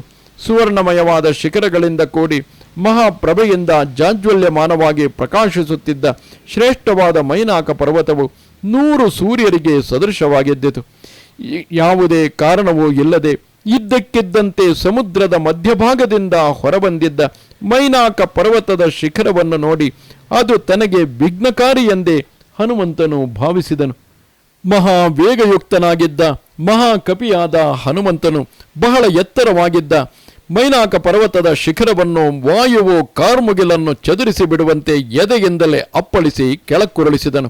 ಹಾಗೆ ಕೆಳಕ್ಕುರುಳಿದ ಮೈನಾಕನು ಹನುಮಂತನ ವೇಗವೆಷ್ಟೆಂಬುದು ಅರಿತವನಾಗಿ ಸಂತೋಷಪಟ್ಟು ಸಿಂಹನಾದ ಮಾಡಿದನು. ಮನುಷ್ಯನ ರೂಪವನ್ನು ಧರಿಸಿ ತನ್ನ ಶಿಖರದ ಮೇಲೆ ನಿಂತಿದ್ದ ಮೈನಾಕನು ಹನುಮಂತನ ವೇಗವನ್ನು ನೋಡಿ ಪ್ರಹೃಷ್ಟನು ಪರಮ ಪ್ರೀತನೂ ಆಗಿ ಆಂಜನೇಯನಿಗೆ ಹೇಳಿದನು, ದುಷ್ಕರಂ ಕೃತವಾನ್ ಕರ್ಮ ತ್ವಮಿದಂ ವಾನರೋತ್ತಮ ನಿಪತ್ಯ ಮಮ ಶೃಂಗೇಶು ವಿಶ್ರಮಸ್ವ ಯಥಾ ಸುಖಂ. ವಾನರ ಶ್ರೇಷ್ಠನೇ, ನೀನು ಅತ್ಯಂತ ದುಷ್ಕರವಾದ ಕಾರ್ಯವನ್ನು ಮಾಡಿರುವೆ. ನನ್ನ ಶಿಖರದ ಮೇಲಿಡಿದು ಸ್ವಲ್ಪ ಹೊತ್ತು ವಿಶ್ರಮಿಸಿಕೊಂಡು ಅನಂತರ ಮುಂದಕ್ಕೆ ಪ್ರಯಾಣ ಮಾಡು. ರಾಘವಸ್ಯ ಕುಲೇ ಜಾತೈರುದಧಿ ಪರಿವರ್ಧಿತಃ ಸತ್ವಂ ಸ ರಾಮಹಿತೇ ಯುಕ್ತಂ ಪ್ರತ್ಯರ್ಚಯತಿ ಸಾಗರಃ. ರಾಘವನ ವಂಶದಲ್ಲಿ ಹುಟ್ಟಿದವರಿಂದಲೇ, ಅಂದರೆ ಸಗರ ಮಹಾರಾಜನ ಪುತ್ರರಿಂದಲೇ ಸಮುದ್ರ ರಾಜನು ಅಭಿವೃದ್ಧಿಯನ್ನು ಹೊಂದಿದ್ದಾನೆ. ಅವನ ಇರುವಿಕೆಗೆ ರಾಘವರೇ ಮುಖ್ಯ ಕಾರಣರು. ಈ ಕಾರಣದಿಂದ ಸಮುದ್ರ ರಾಜನು ರಾಮನ ಹಿತದಲ್ಲಿಯೇ ಆಸಕ್ತನಾಗಿರುವ ನಿನ್ನನ್ನು ಗೌರವಿಸಲು ಬಯಸಿದ್ದಾನೆ. ಕೃತೇಚ ಪ್ರತಿಕರ್ತವ್ಯಮೇಷ ಧರ್ಮ ಸನಾತನಃ ಸೋಯಂ ತತ್ ಪ್ರತಿಕಾರಾರ್ಥಿ ತ್ವತ್ತ ಸಮ್ಮಾನಮರ್ಹತಿ. ಉಪಕಾರವನ್ನು ಮಾಡಿದವರಿಗೆ ಪ್ರತ್ಯುಪಕಾರವನ್ನು ಮಾಡುವುದು ಸನಾತನ ಧರ್ಮವಾಗಿದೆ. ಆದುದರಿಂದಲೇ ರಘುವಂಶೀಯರು ತನಗೆ ಮಾಡಿರುವ ಉಪಕಾರಕ್ಕೆ ಈ ರೀತಿಯಲ್ಲಿ ಪ್ರತ್ಯುಪಕಾರ ಮಾಡಲು ಸಮುದ್ರ ರಾಜನು ಬಯಸಿದ್ದಾನೆ. ಅವನ ಆತಿಥ್ಯವನ್ನು ಅಂಗೀಕರಿಸುವುದರ ಮೂಲಕ ನೀನು ಅವನನ್ನು ಗೌರವಿಸು. ನಿನ್ನ ಸಮ್ಮಾನಕ್ಕೆ ಅವನು ಯೋಗ್ಯನಾಗಿರುವನು. ನಿನ್ನ ಸಲುವಾಗಿಯೇ ಸಮುದ್ರ ರಾಜನು ಬಹುಮಾನಪೂರ್ವಕವಾಗಿ ನನಗೆ ಹೀಗೆ ಹೇಳಿರುವನು, ಯೋಜನಾನಾಂ ಶತಂಚಾಪಿ ಕಪಿರೇಶ ಸಮುಖಮಾಪ್ಲುತಃ ತಮಸಾನುಷು ವಿಶ್ರಾಂತ ಶೇಷಂ ಪ್ರಕ್ರಮತಾಮಿತಿ. ಆಕಾಶದಲ್ಲಿ ಹಾರಿ ಬರುತ್ತಿರುವ ಕಪೀಶ್ವರನು 100 ಯೋಜನೆಗಳನ್ನಾದರೂ ಒಂದೇ ನೆಗೆತದಲ್ಲಿ ಹಾರಬಲ್ಲನು. ಆದರೂ ಅವನು ನಿನ್ನ ತಪ್ಪಲುಗಳಲ್ಲಿ ಸ್ವಲ್ಪ ಹೊತ್ತು ವಿಶ್ರಮಿಸಿಕೊಂಡಿದ್ದು ಅನಂತರ ಉಳಿದ ಭಾಗವನ್ನು ಲಂಘಿಸಲಿ. ಹರಿಶ್ರೇಷ್ಠನೇ, ನಾನು ನಿನ್ನನ್ನು ಪ್ರಾರ್ಥಿಸುತ್ತೇನೆ, ಇಲ್ಲಿಯೇ ನಿಲ್ಲು. ನನ್ನಲ್ಲಿ ಸ್ವಲ್ಪ ಹೊತ್ತು ವಿಶ್ರಮಿಸಿಕೊಂಡು ಅನಂತರ ಮುಂದೆ ಪ್ರಯಾಣ ಮಾಡು. ಸುಗಂಧಯುಕ್ತವಾಗಿರುವ ಈ ಗೆಡ್ಡೆ ಗೆಣಸುಗಳು ಮತ್ತು ಫಲಗಳು ತುಂಬ ರುಚಿಕರವಾಗಿವೆ. ಇವೆಲ್ಲವನ್ನು ತಿಂದು ವಿಶ್ರಾಂತಿಯನ್ನು ಪಡೆದು ಅನಂತರ ಹೋಗುವೆಯಂತೆ. ಕಪಿಮುಖ್ಯನೇ, ನೀನು ಮಹಾಗುಣಗಳನ್ನು ಮೈಗೂಡಿಸಿಕೊಂಡಿರುವೆ. ಈ ಕಾರಣದಿಂದಲೇ 3 ಲೋಕಗಳಲ್ಲಿಯೂ ವಿಖ್ಯಾತನಾಗಿರುವೆ. ಮೇಲಾಗಿ ನೀನು ನಮಗೆ ಸಂಬಂಧಿಯೂ ಆಗಬೇಕು. ಬಹಳ ವೇಗವಾಗಿ ಹಾರುವ ಸಾಮರ್ಥ್ಯವಿರುವ ಕಪಿಗಳೆಲ್ಲರಿಗೂ ನೀನು ಮುಖ್ಯತಮನಾದವನೆಂದು ನಾನು ಭಾವಿಸುತ್ತೇನೆ. ಅತಿಥಿ ಕಿಲ ಪೂಜಾರ್ಹ ಪ್ರಾಕೃತೋಪಿ ವಿಜಾನತ ಧರ್ಮಂ ಜಿಜ್ಞಾಸಮಾನೇನ ಕಿಂ ಪುನರ್ಯಾದೃಶೋ ಭವಾನ್. ಧರ್ಮವನ್ನು ಜಿಜ್ಞಾಸೆ ಮಾಡಿ ಅದರ ರಹಸ್ಯವನ್ನು ಸಂಪೂರ್ಣವಾಗಿ ತಿಳಿದವನಿಗೆ ಅತಿಥಿಯಾಗಿ ಬಂದವನು ಮನುಷ್ಯ ಸಾಮಾನ್ಯನೇ ಆಗಿದ್ದರೂ ಪೂಜಾರ್ಹನಾಗುತ್ತಾನೆ. ಹೀಗಿರುವಾಗ ನಿನ್ನಂತಹ ಅತಿಥಿಯ ವಿಷಯದಲ್ಲಿ ಹೇಳುವುದೇನಿದೆ? ನೀನಾದರೋ ದೇವಶ್ರೇಷ್ಠನಾದ ಮಹಾತ್ಮನಾದ ವಾಯುದೇವನ ಪುತ್ರನು. ವೇಗದಲ್ಲಿಯೂ ಅವನಿಗೆ ಸಮಾನನೇ ಆಗಿರುವೆ. ಪೂಜಿತೆ ತ್ವಯಿ ಧರ್ಮಜ್ಞೆ ಪೂಜಾಂ ಪ್ರಾಪ್ನೋತಿ ಮಾರುತಃ ತಸ್ಮಾತ್ ತ್ವಂ ಪೂಜನೀಯೋ ಮೇ ಶೃಣುಚಾಪ್ಯತ್ರ ಕಾರಣಂ. ಧರ್ಮಜ್ಞನಾದ ನಿನ್ನನ್ನು ಸತ್ಕರಿಸಿದರೆ ವಾಯುದೇವನನ್ನೇ ಸತ್ಕರಿಸಿದಂತಾಗುತ್ತದೆ. ನಿನಗೆ ಮಾಡಿದ ಸತ್ಕಾರವನ್ನು ವಾಯುದೇವನು ಪಡೆದುಕೊಳ್ಳುತ್ತಾನೆ. ಆದುದರಿಂದ ನೀನು ನನಗೆ ಪೂಜನೀಯನಾಗಿರುವೆ. ನಿನ್ನ ತಂದೆಯು ನನಗೆ ಪೂಜ್ಯನು ಹೇಗೆಂಬುದಕ್ಕೆ ಕಾರಣವನ್ನು ಹೇಳುವೆನು ಕೇಳು. ಹಿಂದೆ ಕೃತಯುಗದಲ್ಲಿ ಪರ್ವತಗಳಿಗೂ ರೆಕ್ಕೆಗಳಿದ್ದವು. ಗರುಡ ಪಕ್ಷಿಗಳಂತೆಯೇ ವೇಗಶಾಲಿಗಳಾಗಿ ಎಲ್ಲ ದಿಕ್ಕುಗಳಿಗೂ ಹಾರಿಕೊಂಡು ಹೋಗುತ್ತಿದ್ದವು. ಹಾಗೆ ಸ್ವೇಚ್ಛೆಯಿಂದ ಹಾರಿಕೊಂಡು ಹೋಗುತ್ತಿದ್ದಾಗ ಯಾವಾಗಲಾದರೊಮ್ಮೆ ತಮ್ಮ ಮೇಲೂ ಈ ಪರ್ವತಗಳು ಬೀಳಬಹುದೆಂಬ ಸಂದೇಹದಿಂದ ದೇವತೆಗಳು, ಸಕಲ ಪ್ರಾಣಿಗಳು ಮತ್ತು ಋಷಿಗಳು ಭಯಪೀಡಿತರಾದರು. ಪರ್ವತಗಳ ಆ ಹಾರಾಟವನ್ನು ಕಂಡು ಇಂದ್ರನು ಕ್ರುದ್ಧನಾದನು. ಅವುಗಳ ರೆಕ್ಕೆಗಳನ್ನು ವಜ್ರಾಯುಧದಿಂದ ಅವುಗಳು ಇದ್ದಲ್ಲಿಯೇ ಸಾವಿರಾರು ಸಂಖ್ಯೆಯಲ್ಲಿ ಕತ್ತರಿಸಿದನು. ಕ್ರುದ್ಧನಾಗಿದ್ದ ಇಂದ್ರನು ನನ್ನ ರೆಕ್ಕೆಗಳನ್ನು, ಅಂದರೆ ಮೈನಾಕನು ಹೇಳುತ್ತಿರುವುದು, ನನ್ನ ರೆಕ್ಕೆಗಳನ್ನು ತುಂಡರಿಸುವ ಸಲುವಾಗಿ ವಜ್ರಾಯುಧವನ್ನೆತ್ತಿಕೊಂಡು ನನ್ನ ಬಳಿಗೂ ಬಂದನು. ಆ ಸಮಯಕ್ಕೆ ಸರಿಯಾಗಿ ಮಹಾತ್ಮನಾದ ನಿನ್ನ ತಂದೆ ವಾಯುದೇವನು ನನ್ನನ್ನು ಹಾರಿಸಿಕೊಂಡು ಹೋಗಿ ಸಮುದ್ರದಲ್ಲಿ ಹಾಕಿಬಿಟ್ಟನು. ಹೀಗೆ ನಿನ್ನ ತಂದೆಯು ನನ್ನನ್ನು ಸಮುದ್ರಕ್ಕೆಸೆದು ನನ್ನನ್ನು ಮಾತ್ರವಲ್ಲದೆ ನನ್ನ ಸಮಗ್ರವಾದ ರೆಕ್ಕೆಗಳನ್ನು ಸಂರಕ್ಷಿಸಿದನು. ಕಪಿಮುಖ್ಯನೇ, ಮಾರುತಿಯೇ, ನಿನ್ನೊಡನೆ ನನಗೆ ನಿನ್ನ ತಂದೆಯ ಉಪಕಾರ ರೂಪವಾದ ಮಹಾ ಗುಣಯುಕ್ತವಾದ ಈ ಸಂಬಂಧವಿದೆ. ಈ ಕಾರಣದಿಂದಲೇ ನಾನು ನಿನ್ನನ್ನು ಸಮ್ಮಾನಿಸುತ್ತಿರುವೆ. ನಿಮ್ಮ ತಂದೆಯಂತೆಯೇ ನೀನು ನನಗೆ ಮಾನ್ಯನಾಗಿರುವೆ. ಮಹಾಮತಿವಂತನೇ, ನಾನು ಈ ಹಿಂದೆ ಹೇಳಿದಂತೆ ಸಮುದ್ರ ರಾಜನ ಅಭ್ಯುದಯಕ್ಕೆ ರಾಘವರೇ ಕಾರಣರು. ಅಂತೆಯೇ ನಾನು ರೆಕ್ಕೆಗಳೊಡನೆ ಬಾಳಿ ಬದುಕಲು ನಿಮ್ಮ ತಂದೆಯೇ ಕಾರಣನು. ಹೀಗೆ ನಾವಿಬ್ಬರೂ ನಿಮ್ಮಿಂದ ಉಪಕೃತರಾಗಿದ್ದೇವೆ. ಆದುದರಿಂದ ನೀನು ಪ್ರೀತ ಮನಸ್ಕನಾಗಿ ಪ್ರತ್ಯುಪಕಾರ ರೂಪವಾದ ನಮ್ಮ ಆತಿಥ್ಯವನ್ನು ಪ್ರೀತಿಯಿಂದ ಸ್ವೀಕರಿಸುವುದು ಯೋಗ್ಯವಾಗಿದೆ. ವಾಯುಪುತ್ರನೇ, ಇಲ್ಲಿ ವಿಶ್ರಮಿಸಿಕೊಂಡು ಶ್ರಮವನ್ನು ಪರಿಹರಿಸಿಕೋ. ನಮ್ಮ ಸತ್ಕಾರವನ್ನು ಸ್ವೀಕರಿಸು. ನಿನ್ನ ದರ್ಶನದಿಂದಲೇ ನಾನು ಪರಮ ಪ್ರೀತನಾಗಿದ್ದೇನೆ. ನಿನ್ನ ಮೇಲೆ ನನಗುಂಟಾಗಿರುವ ವಿಶ್ವಾಸವನ್ನು ಪುರಸ್ಕರಿಸು. ಹೀಗೆ ಮೈನಾಕನು ವಿನೀತನಾಗಿ ಹೇಳಲು ಕಪಿಶ್ರೇಷ್ಠನಾದ ಹನುಮಂತನು ಯಥೋಚಿತವಾಗಿ ಉತ್ತರಿಸಿದನು. ಪ್ರೀತೋಸ್ಮಿ ಕೃತಮಾತಿಥ್ಯಂ ಮನ್ಯುರೇಶೋಪನೀಯತಾಂ ತ್ವರತೆ ಕಾರ್ಯಕಾಲೋ ಮೇ ಅಪಶ್ಚಾಪ್ಯತಿ ವರ್ತತೆ ಪ್ರತಿಜ್ಞಾ ಚ ಮಯಾ ದತ್ತ ನಸ್ತಾತ ವ್ಯಮಿಹಾಂತರೇ. ಮೈನಾಕನೇ, ನಿನ್ನ ಮಾತುಗಳಿಂದಲೇ ನಾನು ಸುಪ್ರೀತನಾಗಿದ್ದೇನೆ.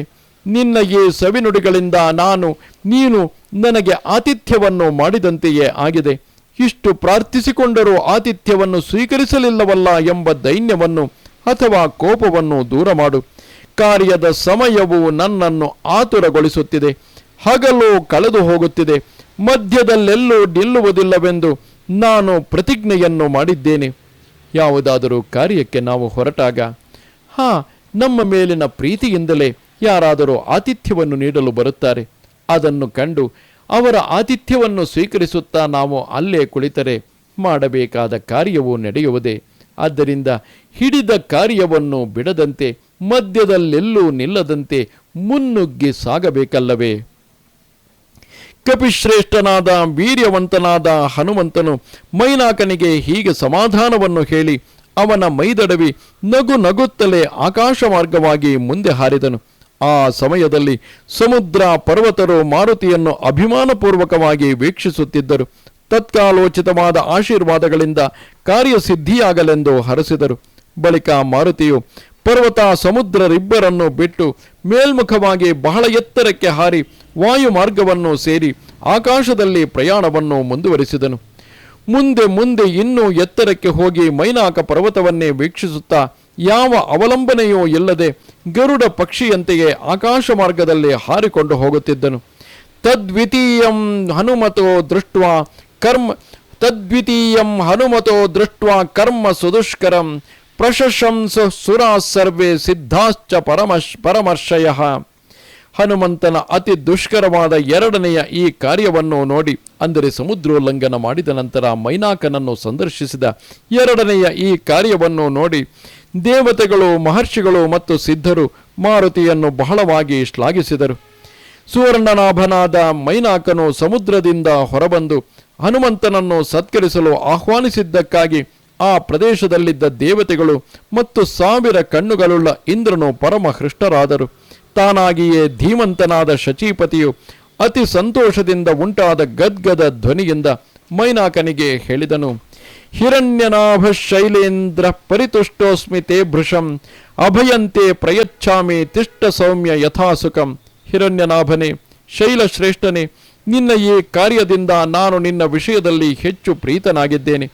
ನಾನು ನಿನಗೆ ಅಭಯದಾನ ಮಾಡುತ್ತೇನೆ. ನನ್ನಿಂದ ನಿನಗೆ ಮುಂದೆ ಯಾವ ಭಯವೂ ಇರದು. ಈ ಸ್ಥಾನದಲ್ಲಿಯೇ ನೀನು ಸುಖವಾಗಿರು. ಸಾಂಖ್ಯಂ ಕೃತಂ ತ್ವಯಾ ಸೌಮ್ಯ ವಿಕ್ರಾಂತಸ್ಯ ಹನುಮತಃ ಕ್ರಮತೋ ಯೋಜನಶತಂ ನಿರ್ಭಯಸ್ಯ ಭಯೇ ಸತಿ. ಭಯಪಡುವ ಸಂದರ್ಭವಿದ್ದರೂ ಭಯವಿಲ್ಲದೆ 100 ಯೋಜನಗಳನ್ನು ಹಾರ ಹೊರಟಿರುವ ಭಯರಹಿತನಾದ ಮಹಾಪರಾಕ್ರಮೆಯಾದ ಹನುಮಂತನಿಗೆ ನೀನು ಸಹಾಯವನ್ನೆಸಗಲು ಮುಂದೆ ಬಂದಿರುವೆ. ರಾಮಸ್ಯೈಷ ಹಿ ದೌತ್ಯೇನ ಯಾತಿ ದಾಶರಥೇ ಕಪಿಃ ಸತ್ಕ್ರಿಯಾಂ ಕುರುವತಾ ತಸ್ಯ ತೋಷಿತೋಸ್ಮಿ ಭೃಶಂ ತ್ವಯಾ. ದಶರಥನ ಮಗನಾದ ಶ್ರೀರಾಮನ ಹಿತಕ್ಕಾಗಿಯೇ ಈ ಮಾರುತಿಯು ಲಂಕೆಗೆ ಹೋಗುತ್ತಿದ್ದಾನೆ. ಅಂತಹವನನ್ನು ನೀನು ಸತ್ಕರಿಸಲು ಬಂದುದಕ್ಕಾಗಿ ನಾನು ಪರಮ ಪ್ರೀತನಾಗಿದ್ದೇನೆ. ದೇವತೆಗಳ ಒಡೆಯನಾದ ಮತ್ತು ತನ್ನ ಸಮುದ್ರ ಮಾಸಕ್ಕೆ ಕಾರಣನಾದ ಇಂದ್ರನೇ ತನ್ನ ವಿಷಯದಲ್ಲಿ ಪರಿತುಷ್ಟನಾದನೆಂಬುದನ್ನು ತಿಳಿದು ಮೈನಾಕನು ಪರಮ ಹೃಷ್ಟನಾದನು. ಅಭಯ ಪ್ರಧಾನದ ವರವನ್ನು ಇಂದ್ರನಿಂದ ಪಡೆದುಕೊಂಡು ಮೈನಾಕನು ಮುಂದೆ ಯಾವ ವಿಧವಾದ ಭಯವೂ ಇಲ್ಲದೆ ತಾನು ಹಿಂದಿದ್ದ ಸ್ಥಳದಲ್ಲಿಯೇ ಸುಸ್ಥಿರನಾಗಿ ನಿಂತನು. ಇತ್ತಲಾಗಿ ಹನುಮಂತನು ಮೈನಾಕನು ಆಶ್ರಯಿಸಿದ್ದ ಸಮುದ್ರ ಪ್ರದೇಶವನ್ನು ಮುಹೂರ್ತ ಮಾತ್ರದಲ್ಲಿ ಅತಿಕ್ರಮಿಸಿ ಮುಂದೆ ಸಾಗಿದನು. ಅದಾದ ಬಳಿಕ ಗಂಧರ್ವರಿಂದ ಕೂಡಿದ ದೇವತೆಗಳು, ಸಿದ್ಧರು, ಮಹರ್ಷಿಗಳು ಸರ್ಪಗಳ ತಾಯಿಯಾದ ಸೂರ್ಯ ಸದೃಶಳಾದ ಸುರಸೆಯನ್ನು ಕಂಡು ಹೇಳಿದರು, ಅಯಂ ವಾತಾತ್ಮಜ ಶ್ರೀಮಾನ್ ಪ್ಲವತೆ ಸಾಗರೋಪರಿ ಹನುಮಾನ್ ನಾಮ ತಸ್ಯ ತ್ವಂ ಮುಹೂರ್ತಂ ವಿಘ್ನಮಾಚರ. ವಾಯುವಿನ ಮಗನಾದ ಶ್ರೀಮಂತನಾದ ಹನುಮಂತನೆಂಬ ಹೆಸರಿನ ಕಪಿಶ್ರೇಷ್ಠನು ಸಮುದ್ರದ ಮೇಲೆ ಹಾರಿ ಹೋಗುತ್ತಿದ್ದಾನೆ. ಅವನಿಗೆ ನೀನು ಕ್ಷಣಕಾಲ ವಿಘ್ನವನ್ನುಂಟು ಮಾಡು. ಪರ್ವತೋಪಮವಾದ ಸುಘೋರವಾದ ರಾಕ್ಷಸಿಯ ರೂಪವನ್ನು ಧರಿಸಿ ಕೋರೆ ದಾಡೆಗಳಿಂದ ಭಯಂಕರವಾಗಿ ಕಾಣುವ ಕಂದು ಹಳದಿ ಬಣ್ಣದ ಕಣ್ಣುಗಳಿಂದ ಕೂಡಿರುವ ಆಕಾಶವನ್ನು ಮುಟ್ಟುವ ಮುಖದಿಂದ ಕೂಡಿ ಅವನ ಗಮನಕ್ಕೆ ವಿಘ್ನವನ್ನುಂಟು ಮಾಡು. ಪುನಃ ನಾವು ಈ ಕಪೀಶ್ವರನ ಬಲವನ್ನು ಪರಾಕ್ರಮವನ್ನು ತಿಳಿಯ ಬಯಸಿದ್ದೇವೆ. ಇವನು ಉಪಾಯಾಂತರಗಳಿಂದ ನಿನ್ನನ್ನು ಜಯಿಸುತ್ತಾನೆಯೋ ಅಥವಾ ವಿಷಾದ ಪಡುತ್ತಾನೆಯೋ ನೋಡೋಣ. ದೇವತೆಗಳು ಸುರಸೆಯನ್ನು ಸತ್ಕರಿಸಿ ಹೀಗೆ ಹೇಳಲು ಅವರು ಹೇಳಿದಂತೆ ಸುರಸೆಯು ಸಮುದ್ರದ ಮಧ್ಯದಲ್ಲಿ ನಿಂತುಕೊಂಡಳು. ಸರ್ವರಿಗೂ ಭಯವನ್ನುಂಟು ಮಾಡುವ ವಿಕೃತವೂ ವಿರೂಪವೂ ಆದ ರಾಕ್ಷಸಿಯ ರೂಪವನ್ನು ಧರಿಸಿ ಸುರಸಾ ದೇವಿಯು ಆಕಾಶದಲ್ಲಿ ಹಾರಿಹೋಗುತ್ತಿದ್ದ ಹನುಮಂತನ ಮಾರ್ಗವನ್ನು ತಡೆದು ಹೇಳಿದಳು, ಮಮ ಭಕ್ಷ್ಯ ಪ್ರದಿಷ್ಟಸ್ತ್ವಮೀಶ್ವರೈರ್ವಾನರರ್ಷಭಃ ಅಹಂ ತ್ವಾಂ ಭಕ್ಷಯಿಷ್ಯಾಮಿ ಪ್ರವಿಷೇದಂ ಮಮಾನನಂ. ವಾನರ ಶ್ರೇಷ್ಠನೇ, ದೇವತೆಗಳು ನಿನ್ನನ್ನು ನನಗೆ ಆಹಾರವನ್ನಾಗಿ ಕಳುಹಿಸಿಕೊಟ್ಟಿರುತ್ತಾರೆ. ನಾನು ನಿನ್ನನ್ನು ಭಕ್ಷಿಸುವೆನು. ಈ ನನ್ನ ಮುಖವನ್ನು ಅಂದರೆ ಬಾಯನ್ನು ಈಗಲೇ ಪ್ರವೇಶಿಸು. ಬ್ರಹ್ಮನೇ ಹಿಂದೆ ನನಗೆ ಈ ವರವನ್ನು ದಯಪಾಲಿಸಿದ್ದಾನೆ. ಹೀಗೆ ಹೇಳಿ ಆಹಾರಕ್ಕಾಗಿ ಅವಸರಿಸುತ್ತಿದ್ದ ಸುರಸೆಯು ಬಾಯನ್ನು ಅಗಲವಾಗಿ ತೆರೆದುಕೊಂಡು ಹನುಮಂತನ ಮುಂಭಾಗದಲ್ಲಿ ನಿಂತಳು. ಹನುಮಂತನು ಕೈಜೋಡಿಸಿಕೊಂಡು ಪ್ರಹೃಷ್ಟವಾದ ಮುಖಭಾವದಿಂದ ಸುರಸೆಗೆ ಹೇಳಿದನು, ತಾಯೇ, ದಶರಥನ ಮಗನಾದ ರಾಮನೆಂಬುವನು ತಮ್ಮನಾದ ಲಕ್ಷ್ಮಣನೊಡನೆಯೂ ಭಾರಿಯಾದ ಸೀತೆಯೊಡನೆಯೂ ದಂಡಕಾರಣ್ಯಕ್ಕೆ ಬಂದನು. ತನ್ನ ಪತ್ನಿಯ ಸಲುವಾಗಿ ಮಾಯಾಮೃಗವನ್ನು ಹಿಡಿಯಲು ಹೋಗಿದ್ದ ರಾಕ್ಷಸರ ಬದ್ಧವೈರಿಯಾದ ಶ್ರೀರಾಮನ ಭಾರ್ಯೆಯಾದ ಯಶೋವತಿಯಾದ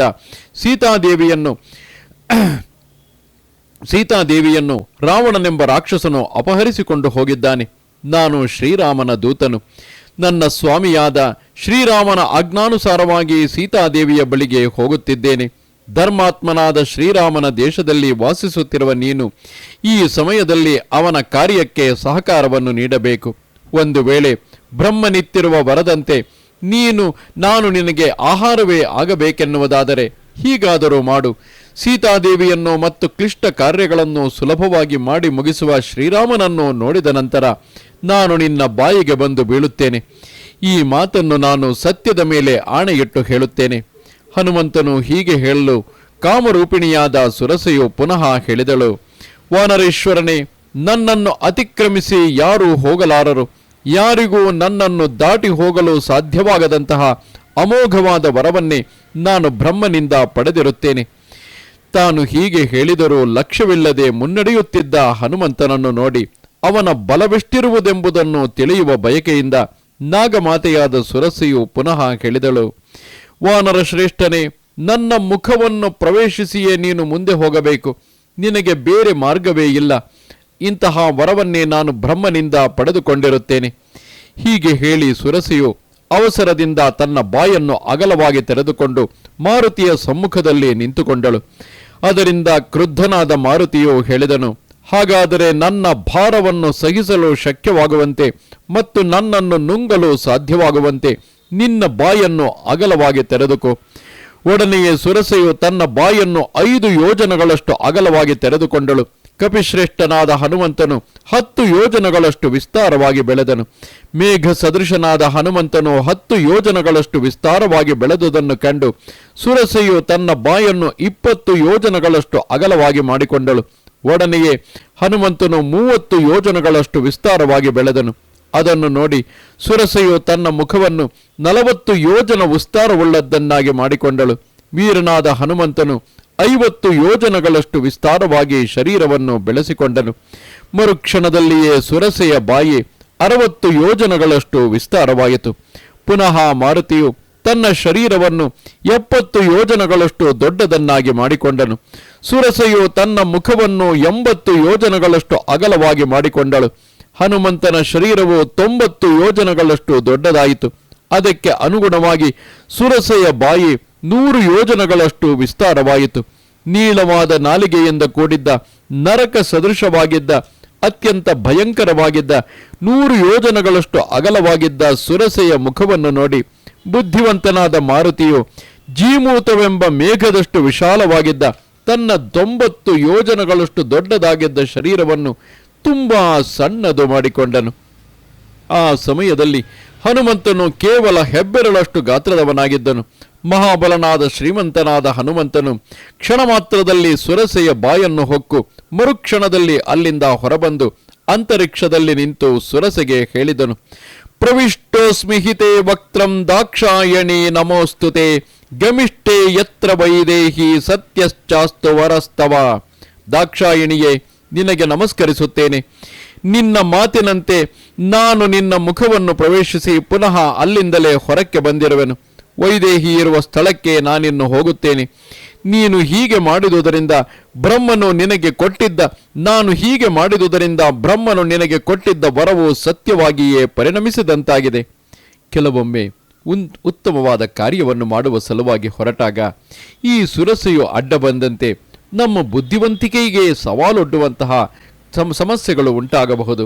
ಅದನ್ನು ಬುದ್ಧಿವಂತಿಕೆಯಿಂದಲೇ ಎದುರಿಸಿ ತಪ್ಪಿಸಿಕೊಳ್ಳಬೇಕಲ್ಲದೆ ಅನವಶ್ಯಕವಾಗಿ ನಮ್ಮ ಶಕ್ತಿಯನ್ನು ಹಾಳು ಮಾಡಿಕೊಳ್ಳಬಾರದಲ್ಲವೇ?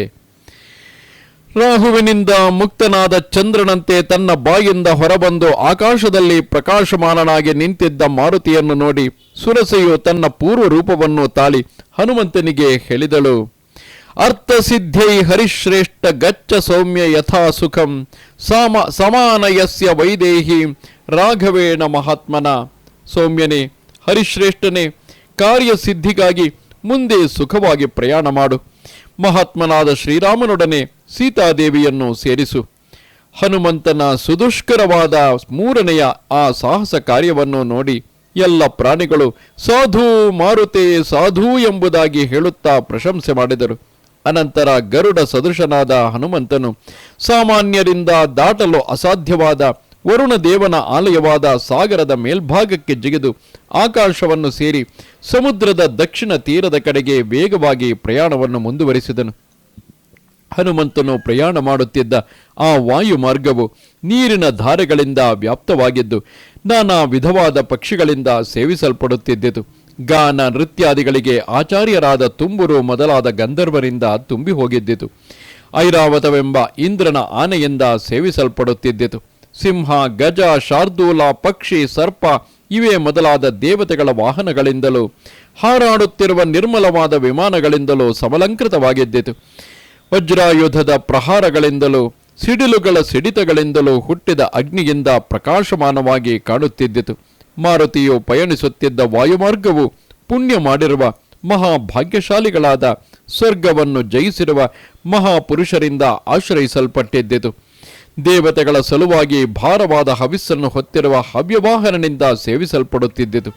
ಗ್ರಹ ನಕ್ಷತ್ರಗಳಿಂದಲೂ ಸೂರ್ಯ ಚಂದ್ರರಿಂದಲೂ ತಾರಾಗಣಗಳಿಂದಲೂ ವಿಭೂಷಿತವಾಗಿದ್ದಿತು. ಮಹರ್ಷಿಗಳ ಸಮೂಹಗಳಿಂದಲೂ ಗಂಧರ್ವ ನಾಗ ಯಕ್ಷರಿಂದಲೂ ವ್ಯಾಪ್ತವಾಗಿದ್ದಿತು. ವಿಲಕ್ಷಣವಾಗಿಯೂ ವಿಶಾಲವಾಗಿಯೂ ಶುಭ್ರವಾಗಿಯೂ ಎದ್ದಿತು. ವಿಶ್ವಾವಸುವೆಂಬ ಗಂಧರ್ವನಿಂದ ಆಶ್ರಯಿಸಲ್ಪಟ್ಟಿದ್ದಿತು. ದೇವರಾಜನ ಆನೆಗಳಿಂದ ಆಕ್ರಮಿಸಲ್ಪಟ್ಟಿದ್ದಿತು. ಆ ವಾಯುಮಾರ್ಗವು ಚಂದ್ರ ಸೂರ್ಯರು ಸಂಚರಿಸುವ ಮಾರ್ಗವೂ ಆಗಿದ್ದು ಶುಭಕರವಾಗಿದ್ದಿತು. ಜೀವಲೋಕಕ್ಕೆ ಮೇಲು ಛಾವಣಿಯಂತಿದ್ದಿತು. ಬ್ರಹ್ಮನಿಂದಲೇ ನಿರ್ಮಿಸಲ್ಪಟ್ಟಿದ್ದ ಆ ವಾಯುಮಾರ್ಗವು ಮಲರಹಿತವಾಗಿದ್ದಿತು. ಅನೇಕ ವೀರರಿಂದ ಸೇವಿಸಲ್ಪಡುತ್ತಿದ್ದಿತು. ವಿದ್ಯಾಧರರಿಂದ ವ್ಯಾಪ್ತವಾಗಿದ್ದಿತು. ಅಂತಹ ಮನೋಹರವಾದ ವಾಯುಮಾರ್ಗದಲ್ಲಿ ಗರುಡ ಪಕ್ಷಿಯಂತೆಯೇ ಹನುಮಂತನು ಹಾರಿಕೊಂಡು ಹೋಗುತ್ತಿದ್ದನು. ತಂದೆಯಾದ ವಾಯುದೇವನಂತೆಯೇ ಆಂಜನೇಯನು ಕಪ್ಪಾಗಿಯೂ ಬಿಳುಪಾಗಿಯೂ ಕೆಂಪಾಗಿಯೂ ಹಳದಿಯಾಗಿಯೂ ಎದ್ದ ಮೇಘಗಳ ಸಮೂಹವನ್ನು ತನ್ನೊಡನೆ ಸೆಳೆದುಕೊಂಡು ಹೋಗುತ್ತಿದ್ದನು. ಕಪೀಶ್ವರನಿಂದ ಒಯ್ಯಲ್ಪಡುತ್ತಿದ್ದ ಆ ಮೇಘಗಳು ಅತ್ಯಂತ ಪ್ರಕಾಶಮಾನವಾಗಿ ಕಾಣುತ್ತಿದ್ದವು. ಕ್ಷಣ ಕ್ಷಣಕ್ಕೂ ಮೇಘಗಳ ಸಮೂಹಗಳನ್ನು ಪ್ರವೇಶಿಸುತ್ತಾ ಮತ್ತು ಹೊರಬರುತ್ತಾ ಇದ್ದ ಹನುಮಂತನು ವರ್ಷಾ ಕಾಲದಲ್ಲಿ ಮೋಡಗಳೊಳಗೆ ಪ್ರವೇಶಿಸಿ ಹೊರಬರುವ ಚಂದ್ರನಂತೆಯೇ ಕಾಣುತ್ತಿದ್ದನು. ಎಲ್ಲೆಡೆಗಳಲ್ಲಿಯೂ ಎಲ್ಲರಿಂದಲೂ ನೋಡಲ್ಪಡುತ್ತಿದ್ದ ವಾಯುಪುತ್ರನಾದ ಹನುಮಂತನು ರೆಕ್ಕೆಗಳನ್ನು ಹೊಂದಿರುವ ಪರ್ವತರಾಜನಂತೆ ನಿರಾಲಂಬನಾಗಿ ಆಕಾಶದಲ್ಲಿ ಹಾರಿಕೊಂಡು ಹೋಗುತ್ತಿದ್ದನು. ಹೀಗೆ ಹಾರಿಕೊಂಡು ಸಮುದ್ರದ ದಕ್ಷಿಣ ತೀರದ ಕಡೆಗೆ ಹೋಗುತ್ತಿದ್ದ ಹನುಮಂತನನ್ನು ಕಾಮರೂಪಿಣಿಯಾಗಿದ್ದ ಬೃಹದಾಕಾರಳಾಗಿದ್ದ ಸಿಂಹಿಕೆ ಎಂಬ ರಾಕ್ಷಸಿಯು ನೋಡಿ ಮನಸ್ಸಿನಲ್ಲಿಯೇ ಹೀಗೆ ಯೋಚಿಸಿದಳು. ಅದ್ಯ ದೀರ್ಘಸ್ಯ ಕಾಲಸ್ಯ ಭವಿಷ್ಯಾಮ್ಯಹಮಾಶಿತ ಇದಂ ಹಿಮೆ ಮಹಾಸತ್ವಂ ಚಿರಸ್ಯ ವಶಮಾಗತಂ. ಬಹಳ ಕಾಲದ ಮೇಲೆ ನನಗೆಂದು ಒಳ್ಳೆಯ ಭೋಜನವು ದೊರಕಿದೆ. ಬಹಳ ಕಾಲಾನಂತರ ಇದೊಂದು ಮಹಾಪ್ರಾಣಿಯು ನನ್ನ ವಶವಾಗುವುದರಲ್ಲಿದೆ. ಹೀಗೆ ಯೋಚಿಸಿದ ಸಿಂಹಿಕೆಯು ಸಮುದ್ರದ ಮೇಲೆ ಬಿದ್ದಿದ್ದ ಹನುಮಂತನ ನೆರಳನ್ನು ಹಿಡಿದುಕೊಂಡಳು. ಛಾಯಾಗ್ರಹಣದ ಮೂಲಕ, ಅಂದರೆ ನೆರಳನ್ನು ಹಿಡಿದುಕೊಂಡು ಆ ಮೂಲಕವಾಗಿ ಮೂಲ ವಸ್ತುವನ್ನು ಸ್ವಾಧೀನಪಡಿಸಿಕೊಳ್ಳುವ ಶಕ್ತಿಯನ್ನು ಸಿಂಹಿಕೆಗೆ ಬ್ರಹ್ಮನೇ ದಯಪಾಲಿಸಿದ್ದನು. ಆ ಛಾಯಾಗ್ರಹಣದಿಂದ ನಡೆ ಕುಗ್ಗಿದ ಹನುಮಂತನು ಯೋಚಿಸತೊಡಗಿದನು. ಸಮಾಕ್ಷಿಪ್ತೋಸ್ಮಿ ಸಹಸಾ ಪಂಗೂಕೃತ ಪರಾಕ್ರಮಃ ಪ್ರತಿಲೋಮೇನ ವಾತೇನ ಮಹಾನೌರಿವ ಸಾಗರೆ. ಎದುರು ಗಾಳಿಯು ಬೀಸಿದಾಗ ಸಮುದ್ರದಲ್ಲಿ ದೊಡ್ಡ ಹಡಗಿನ ವೇಗವು ಕಡಿಮೆಯಾಗುವಂತೆ ನನ್ನ ಪರಾಕ್ರಮವು ಕಡಿಮೆಯಾಗುತ್ತಿದೆ. ನನ್ನನ್ನು ಯಾರೋ ಹಿಂದಕ್ಕೆ ಸೆಳೆದುಕೊಂಡಿದ್ದಾರೆ. ಹೀಗೆ ಯೋಚಿಸಿ ತನ್ನನ್ನು ಹಿಂದಕ್ಕೆ ಸೆಳೆಯುತ್ತಿರುವ ವ್ಯಕ್ತಿಯು ಯಾರೆಂಬುದನ್ನು ತಿಳಿದುಕೊಳ್ಳಲು ಅಕ್ಕಪಕ್ಕಗಳಲ್ಲಿಯೂ ಮೇಲ್ಭಾಗ ಕೆಳಭಾಗಗಳಲ್ಲಿಯೂ ದೃಷ್ಟಿಯನ್ನು ಹಾಯಿಸಿದನು. ಸಮುದ್ರದ ಕಡೆಗೆ ನೋಡಿದಾಗ ಸಮುದ್ರ ಮಧ್ಯದಿಂದ ಮೇಲೆದ್ದು ಬಂದ ಮಹಾಪ್ರಾಣಿಯೊಂದನ್ನು ವೀಕ್ಷಿಸಿದನು. ವಿಕಾರವಾದ ಮುಖವನ್ನು ಹೊಂದಿದ್ದ ಆ ಪ್ರಾಣಿಯನ್ನು ನೋಡಿ ಮಾರುತಿಯು ತನ್ನಲ್ಲಿಯೇ ಹೀಗೆ ಚಿಂತಿಸಿದನು. ಕಪಿರಾಜೇನ ಕಥಿತಂ ಸತ್ವಮದ್ಭುತ ದರ್ಶನಂ ಛಾಯಾಗ್ರಾಹಿ ಮಹಾವೀರ್ಯಂ ತದಿದಂ ನಾತ್ರ ಸಂಶಯ. ಕಪಿರಾಜನಾದ ಸುಗ್ರೀವನು ಹೇಳಿದ್ದಂತೆ ಪರಮಾದ್ಭುತವಾಗಿ ಕಾಣುತ್ತಾ ಮಹಾಶಕ್ತಿಯಿಂದ ಯುಕ್ತವಾಗಿರುವ ಛಾಯೆಯ ಮೂಲಕವಾಗಿಯೇ ಪ್ರಾಣಿಗಳನ್ನು ಸೆಳೆದುಕೊಳ್ಳುವ ಸಾಮರ್ಥ್ಯವನ್ನು ಹೊಂದಿರುವ ಮಹಾಸತ್ವವು ಇದೇ ಆಗಿರಬೇಕು. ಇದರಲ್ಲಿ ಸಂಶಯವೇ ಇಲ್ಲ.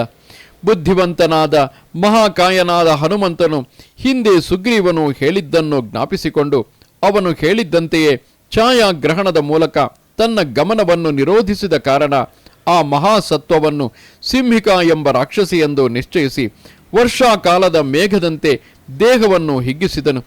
ಸಿಂಹಿಕೆಯು ಬೆಳೆಯುತ್ತಿದ್ದ ಮಹಾಕಪಿಯ ಶರೀರವನ್ನು ನೋಡಿ ಪಾತಾಳ ಆಕಾಶಗಳ ಮಧ್ಯಭಾಗದಷ್ಟು ವಿಶಾಲವಾಗಿ ತನ್ನ ಬಾಯನ್ನು ತೆರೆದು ನಿಂತಳು. ಅಷ್ಟು ವಿಶಾಲವಾಗಿ ಬಾಯಿ ತೆರೆದುಕೊಂಡು ಮೇಘಗಳ ಗುಂಪು ಗರ್ಜಿಸುವಂತೆ ಗಟ್ಟಿಯಾಗಿ ಗರ್ಜನೆ ಮಾಡುತ್ತಾ ಹನುಮಂತನ ಕಡೆಗೆ ಧಾವಿಸಿದಳು. ಆ ಸಮಯದಲ್ಲಿ ಮೇಧಾವಿಯಾದ ಹನುಮಂತನು ದೊಡ್ಡದಾಗಿ ತೆರೆದುಕೊಂಡಿದ್ದ ಅವಳ ವಿಶಾಲವಾದ ಮುಖವನ್ನು, ಅವಳ ದೇಹದ ಪ್ರಮಾಣವನ್ನು ಮತ್ತು ಮರ್ಮ ಸ್ಥಳಗಳನ್ನು ವೀಕ್ಷಿಸಿದನು. ವಜ್ರದೇಹಿಯಾದ ಮಹಾಬಲನಾದ ಹನುಮಂತನು ತನ್ನ ಶರೀರವನ್ನು ಕಿರಿದು ಮಾಡಿಕೊಂಡು ವಿಶಾಲವಾಗಿ ತೆರೆದುಕೊಂಡಿದ್ದ ರಾಕ್ಷಸಿಯ ಬಾಯೊಳಗೆ ನುಗ್ಗಿದನು. ಗ್ರಹಣ ಕಾಲದ ಹುಣ್ಣಿಮೆಗಳಲ್ಲಿ ರಾಹುವಿನಿಂದ ನುಂಗಲ್ಪಡುವ ಚಂದ್ರನಂತೆ ಸಿಂಹಿಕೆಯ ಬಾಯಲ್ಲಿ ಬಿದ್ದು ಅವಳಿಂದ ನುಂಗಲ್ಪಡುತ್ತಿದ್ದ ಹನುಮಂತನನ್ನು ಸಿದ್ಧ ಚಾರಣಾದಿಯಾಗಿ ಎಲ್ಲರೂ ನೋಡುತ್ತಿದ್ದರು. ಹೀಗೆ ಸಿಂಹಿಕೆಯ ಬಾಯೊಳಗೆ ಪ್ರವೇಶಿಸಿದ ಮನೋವೇಗಕ್ಕೆ ಸಮಾನವಾದ ವೇಗದಿಂದ ಕೂಡಿದ್ದ ಹನುಮಂತನು ತೀಕ್ಷ್ಣವಾದ ಉಗುರುಗಳಿಂದ ಅವಳ ಮರ್ಮಸ್ಥಾನಗಳೆಲ್ಲವನ್ನು ಕಿತ್ತು ಹಾಕಿ ಅತ್ಯಂತ ವೇಗದಿಂದ ಎದೆಯನ್ನು ಸೀಳಿಕೊಂಡು ಹೊರಬಂದನು. ಹೀಗೆ ಕಪಿಶ್ರೇಷ್ಠನಾದ ಜಿತೇಂದ್ರಿಯನಾದ ಹನುಮಂತನು ದೈವಾನುಕೂಲ್ಯದಿಂದಲೂ ಧೈರ್ಯದಿಂದಲೂ ಮತ್ತು ಸಮಯೋಚಿತವಾದ ಚತುರತೆಯಿಂದಲೂ ಸಿಂಹಿಕೆಯನ್ನು ಕೆಳಕ್ಕೆ ಕೆಡವಿ ಸಂಹರಿಸಿ ಪುನಃ ವೃದ್ಧಿ ಹೊಂದಿದನು. ಹನುಮಂತನು ಎದೆಯನ್ನು ಸೀಳಿಕೊಂಡು ಹೊರಬಂದ ನಂತರ ಸಿಂಹಿಕೆಯು ಆರ್ತನಾದ ಮಾಡುತ್ತಾ ಸಮುದ್ರದ ನೀರಿನಲ್ಲಿ ಬಿದ್ದು ಹೋದಳು. ಅವಳನ್ನು ಕೊಲ್ಲುವ ಸಲುವಾಗಿಯೂ ಬ್ರಹ್ಮನು ಹನುಮಂತನನ್ನು ಸೃಷ್ಟಿಸಿದ್ದನು. ಅಷ್ಟು ಶೀಘ್ರವಾಗಿ ಹನುಮಂತನು ಸಿಂಹಿಕೆಯನ್ನು ಸಂಹರಿಸಿದುದನ್ನು ನೋಡಿ ಆಕಾಶದಲ್ಲಿ ಸಂಚರಿಸುತ್ತಿದ್ದವರೆಲ್ಲರೂ ಏಕಕಂಠದಿಂದ ಮಾರುತಿಗೆ ಹೇಳಿದರು, ಭೀಮ ಮಧ್ಯ ಕೃತಂ ಕರ್ಮ ಮಹತ್ಸತ್ವಂ ತ್ವಯಾ ಹತಂ ಸಾಧಯಾರ್ಥಮಭಿಪ್ರೇತಂ ಅರಿಷ್ಟಂ ಗಚ್ಚ ಮಾರುತೆ. ಕಪಿಶ್ರೇಷ್ಠನೇ, ಬಲು ದೊಡ್ಡ ಪ್ರಾಣಿಯನ್ನು ಸಂಹರಿಸಿ ಭಯಂಕರವಾದ ಕಾರ್ಯವನ್ನೇ ಮಾಡಿರುವೆ. ಈಗ ನೀನು ಬಯಸಿ ಬಂದಿರುವ ಸೀತಾನ್ವೇಷಣೆಯ ಕಾರ್ಯವನ್ನು ಯಾವ ವಿಧವಾದ ಎಡರು ತೊಡರುಗಳು ಇಲ್ಲದೆ ಸಾಧಿಸು. ಯಸ್ಯ ತ್ವೇತಾನಿ ಚತ್ವಾರಿ ವಾನರೇಂದ್ರ ಯಥಾತವ ಧೃತಿರ್ದೃಷ್ಟಿರ್ಮತಿರ್ದ್ರಾಕ್ಷ್ಯಂ ಸಕರ್ಮಸು ನಸೀದತಿ. ಯಾವನಿಗೆ ನಿನ್ನಲ್ಲಿರುವಂತೆ ಧೈರ್ಯ, ದೂರದೃಷ್ಟಿ, ಬುದ್ಧಿ ಮತ್ತು ಕಾರ್ಯಕುಶಲತೆ ಈ 4 ಗುಣಗಳು ಇರುತ್ತವೆಯೋ ಅಂತಹವನ ಯಾವುದೇ ಕಾರ್ಯವೂ ಕೈಗೂಡದೇ ಇರುವುದಿಲ್ಲ. ಹೀಗೆ ಕಾರ್ಯಸಿದ್ಧಿಯನ್ನು ಪಡೆದ, ಅಂದರೆ ಸಿಂಹಿಕೆಯನ್ನು ಸಂಹರಿಸಿದ ಪೂಜ್ಯನಾದ ಮಾರುತಿಯು ಆಕಾಶಚಾರಿಗಳಿಂದ ಗೌರವಿಸಲ್ಪಟ್ಟವನಾಗಿ ಪುನಃ ವಾಯುಮಾರ್ಗವನ್ನು ಹಿಡಿದು ಗರುಡನಂತೆಯೇ ಹಾರಿಕೊಂಡು ಸಮುದ್ರದ ದಕ್ಷಿಣ ತೀರದ ಕಡೆಗೆ ಧಾವಿಸಿದನು. 100 ಯೋಜನಗಳಷ್ಟು ಪ್ರಯಾಣ ಮಾಡಿದ ನಂತರ ದಡವು ಇನ್ನೇನು ಸಿಕ್ಕಿಬಿಟ್ಟಿತು ಎನ್ನುವಷ್ಟು ಸಮೀಪಕ್ಕೆ ಹೋದ ಹನುಮಂತನು ಎಲ್ಲ ಕಡೆಗಳಲ್ಲಿಯೂ ನೋಡುತ್ತಾ ಅಲ್ಲಿದ್ದ ವನರಾಜಿಯನ್ನು ವೀಕ್ಷಿಸಿದನು. ಆಕಾಶದಿಂದ ಇಳಿಯುತ್ತಿರುವಾಗಲೇ ವಿಧವಿಧವಾದ ವೃಕ್ಷಗಳಿಂದ ಸಮಲಂಕೃತವಾಗಿದ್ದ ಲಂಕಾ ದ್ವೀಪವನ್ನು, ಮಲಯ ಪರ್ವತದ ಉಪವನಗಳನ್ನು ನೋಡಿದನು. ಸಮುದ್ರವನ್ನು, ಸಮುದ್ರದ ಸಮೀಪದಲ್ಲಿದ್ದ ಜವುಗು ಪ್ರದೇಶಗಳನ್ನು, ಸಮುದ್ರದ ತೀರ ಪ್ರದೇಶಗಳಲ್ಲಿ ಬೆಳೆದಿದ್ದ ವೃಕ್ಷಗಳನ್ನು, ಸಾಗರನ ಪತ್ನಿಯರೆನಿಸಿದ ನದಿಗಳು ಸಮುದ್ರಕ್ಕೆ ಸೇರುವ ಸ್ಥಳಗಳನ್ನು ನೋಡಿದನು. ಆಕಾಶವನ್ನೇ ತಡೆಗಟ್ಟುತ್ತಿರುವುದೋ ಎಂಬಂತೆ ಕಾಣುತ್ತಿದ್ದ ಮಹಾಮೇಘ ಸದೃಶವಾಗಿದ್ದ ಆಗಿನ ತನ್ನ ಬೃಹದಾಕಾರದ ಶರೀರವನ್ನು ನೋಡಿಕೊಂಡು ಬುದ್ಧಿವಂತನಾದ ಮತ್ತು ಜಿತೇಂದ್ರಿಯನಾದ ಮಾರುತಿಯು ಹೀಗೆ ನಿಶ್ಚಯಿಸಿದನು, ಕಾರ್ಯವೃದ್ಧಿಂ ಪ್ರವೇಗಂಚ ಮಮ ದೃಷ್ಟ್ವೈವ ರಾಕ್ಷಸಾಹ ಮಯಿ ಕೌತೂಹಲಂ ಕುರಿಯ ರೀತಿಮೇನೆ ಮಹಾಮತಿ. ದೊಡ್ಡದಾಗಿ ಬೆಳೆದಿರುವ ಈ ನನ್ನ ಶರೀರವನ್ನು ಮತ್ತು ವೇಗವನ್ನು ನೋಡಿದೊಡನೆಯೇ ಇಲ್ಲಿರುವ ರಾಕ್ಷಸರು ನನ್ನ ವಿಷಯದಲ್ಲಿ ಕುತೂಹಲವುಳ್ಳವರಾಗುತ್ತಾರೆ. ಆದುದರಿಂದ ಇದೇ ಶರೀರವನ್ನು ಧರಿಸಿ ಲಂಕಾಪಟ್ಟಣವನ್ನು ಪ್ರವೇಶಿಸುವುದು ಸೂಕ್ತವಲ್ಲ.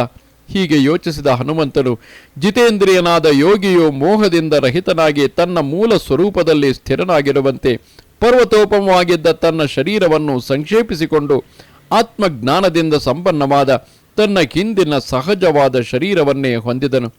ಬಲಿ ಚಕ್ರವರ್ತಿಯ ಪರಾಕ್ರಮವನ್ನು ಅಪಹರಿಸಿದ ಶ್ರೀಹರಿಯು ತನ್ನ ವಿರಾಟ್ ರೂಪದಿಂದ 3 ಹೆಜ್ಜೆಗಳನ್ನು ಅಳೆಯುವುದರ ಮೂಲಕ 3 ಲೋಕಗಳನ್ನು ಬಲಿಚಕ್ರವರ್ತಿಯಿಂದ ಕಿತ್ತುಕೊಂಡ ನಂತರ ನಿಜ ಸ್ವರೂಪವನ್ನು ಧರಿಸಿದಂತೆ ದೊಡ್ಡದಾದ ಶರೀರದಿಂದ 100 ಯೋಜನ ವಿಸ್ತೀರ್ಣದ ಸಮುದ್ರವನ್ನು ದಾಟಿದ ನಂತರ ಹನುಮಂತನು ತನ್ನ ಬೃಹದಾಕಾರದ ಶರೀರವನ್ನು ಸಂಕುಚಿಸಿ ನಿಜ ಸ್ವರೂಪವನ್ನು ತಾಳಿದನು.